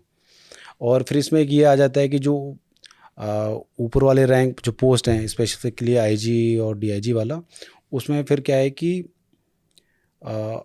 जो आईपीएस हैं वो आ जाते हैं, तो उसकी वजह से नीचे से लोग ऊपर जा ही नहीं पाते। तो वहाँ उसकी वजह से जो वैकेंसी, क्योंकि वो कंपैरिजन आ जाता होगा। कंपैरिजन नहीं, बट मुझे लगता है कि थोड़ा सा एक क्या है कि मतलब it's not CAP versus IPS, it's more of a demand for rightful, जो है ना कि जो एक्चुअली हमारी जो डिमांड है वो बहुत राइटफुल है। ऐसा नहीं कि वी आर आर्ट स्पोकनली डिमांडिंग कि भाई हमें तुरंत ही डीजी बना दो आप, बट है कि ऐसे कार्डर ऑफिसर है जो पूरा ज़मीन से नीचे से उठ के ऊपर आ रहा है, तो उसको एस्पिरेशंस तो हो भाई आगे तक अपनी, कभी एटलीस्ट आईजी एडीजी तक तो जाए कम से कम स्टार्टिंग में। आई एम नॉट सेइंग कि तुरंत आप वो करो, उसको डीजी बनाओ, तो वो एवेन्यूज़ नहीं है। तो उस वजह से स्टैग्नेशन एक मतलब एक वो भी रीज़न है, एक रीज़न वो फोर्सेस में रहते हुए क्या, जैसे हर सेक्टर का अपना एक होता है कि भाई ये काम करना था या ये काम अभी बचा हुआ है। अगर आप रहते तो अभी क्या ऐसा था जो एस्पिरेशन था, जो आपको करने की इच्छा थी कि यार ये करना था मुझे, ये चीज़ मेरा और होनी एक वो पैरा जंप वाला रह गया था। चाहिए। ये क्या है? जहाँ से कूदते हैं ना पैराशूट लेकर, ओह, हाँ बस वो रह गया था। बाकी तो मैंने सारा कर लिया, मरना मारना वो सब कर लिया था, बस वो जहाज़ से कूदने वाला रह गया था। तो उसकी एक वो और लग जाता, बस वही एक कमी थी वर्दी में। तो उसमें कुछ एक्स्ट्रा मिल जाता है? नहीं मिलता तो ऐसा कुछ नहीं है, बस एक वो बैज मिल जाता है बस, और तो कुछ नहीं। कैसा रहा आप अपने अगर पूरे टेन्योर को सम अप करें कि तो टेन्योर जितना भी वाज, वक्त आपने काटा? नहीं tenure was very fulfilling, contentful, और I am very much satisfied. और इवन जो लोग 15-15 20-20 साल में अचीव करते हैं वो मैंने 10 साल में कर लिया। और आई have scene every face of life. एक जो फौज में देखता है ना कि अपना साथी खोना, दुश्मन को मारना, और अपने मतलब हाईज और लोज देखना, तो सब कुछ देखा है मैंने। सो इन दैट पर्सपेक्टिव तो life has been very contentful. और बस ये है, ऐसा ऐसा कोई गिला शिकवा नहीं है कि भाई ये वो हो गया है वो हो गया, जो था सब बढ़िया है। मतलब आपने अपने सामने किसी अपने साथी को जाते देखा? हाँ हाँ। किस ऑपरेशन में? ये ऑपरेशन था झारखंड में था, गिरिडीह डिस्ट्रिक्ट में था। तो उसमें क्या था कि इनपुट था कि ऐसे ऐसे है, एक दस्ता है, देयर इज अ मूवमेंट। तो रात को गए हैं और टीम्स सेपरेट हुई हैं, अर्ली फर्स्ट लाइट भी सेपरेट हुई हैं। तो जैसे ही सेपरेट हो गया, मैं इधर हो रहा हूँ, तो इस टीम के साथ कांटेक्ट हो गया। तो हार्डली 5 मिनट चला होगा कांटेक्ट। तो उसमें एक बंदे को यहाँ पर जॉ पर गोली लग गई थी, ऐसे निकल के ऐसे, तो लटक गया था ये। तो उस अब इसमें इशू ये आ गया था कि फर्स्ट एड भी नहीं दे सकते थे, अब क्या ही बांधोगे, क्योंकि आप बंद कर रहे हो तो उसका ब्लड मुंह में जा रहा है, तो वैसे चोक हो रहा है। तो आपके साथ कोई डॉक्टर्स की टीम ऐसा कुछ भी नहीं चलता? नहीं, हम फर्स्ट एड वगैरह हम खुद रखते हैं, और खुद मतलब स्पेशलाइज भी होते हैं फर्स्ट एड में। बट अब यहाँ पर तो अब डॉक्टर को भी स्पेशल इक्विपमेंट चाहिए, राइट। डॉक्टर भी ज़्यादा नहीं कुछ कर सकता। वहाँ से हॉस्पिटल कितनी दूर? हॉस्पिटल था होगा 30-40 किलोमीटर दूर, क्योंकि हम तो जंगल में ऑपरेट कर रहे थे। तो फिर मेरी टीम ने उसको एवैक्यूएट किया है, स्ट्रेचर वगैरह बना के, उसका ब्लड हमारे ऊपर गिर रहा है, हम भाग रहे हैं उसको लेकर। स्ट्रेचर बना के मतलब? एडॉक स्ट्रक्चर बनाते हैं हम, स्ट्रेचर लेकर नहीं चल सकते ना, जो स्ट्रेचर होता है तो लकड़ियाँ का तोड़ के उसको ग्राउंड शीट वगैरह वो ड्रिल रहता है, वो उसमें वो नहीं लेके उसको निकले हैं। बट रोड हेड पर पहुँचे हैं, 1.5-2 किलोमीटर दूर था, बट बड़ी मुश्किल से पहुँचे हैं, बिकॉज आपको सीधा रखना है, उसको गिरने नहीं देना है। और ऐसा तो है नहीं है भाई आप सड़क पर चल रहे हैं, गड्ढे में ऊबड़ खाबड़ जंगल में से भागते हुए जा रहे हैं आप। सो पहुँचे हैं, एम्बुलेंस में दिया है उसको, but he was no more because of excessive bleeding बहुत हो गया था। तो ये मतलब आपके साथ कितने दिन उन्होंने काम किया था? मेरे साथ ये था 2016 का इंसिडेंट था, और उस सुबह से शाम को हम फुटबॉल मैच खेल रहे थे साथ में, और मेरी टीम में खेल रहा था वो फुटबॉल। तो उसकी जगह तो कोई भी हो सकता था, मतलब हाँ आप हाँ, भी हो सकते मतलब थे। देख वो तो इट्स ऑल अबाउट लक, और मैं कहूँ बैड लक। उस दिन उसका नंबर आ गया, वो तो कोई भी हो तो सकता है। फिर ऐसी चीज़ें जब आंखों के सामने हो जाएं तो हौसला नहीं तोड़ती मतलब? हौसला, उस टाइम तो हौसला नहीं, उस टाइम तो ये लगता है कि नहीं भाई इसको बचाना है। फिर उसके बाद जब वो नहीं रहा तो फिर थोड़ा लगता है कि नहीं भाई अब बदला लेना है। तो फिर एग्जैक्टली 1 साल बाद हमने बदला लिया था, उसके दस्ते के 6 लोगों को हमने मारा था। 1 साल तक वो चला आपके हाँ, जहन सर्च में? हंट करते रहे हम।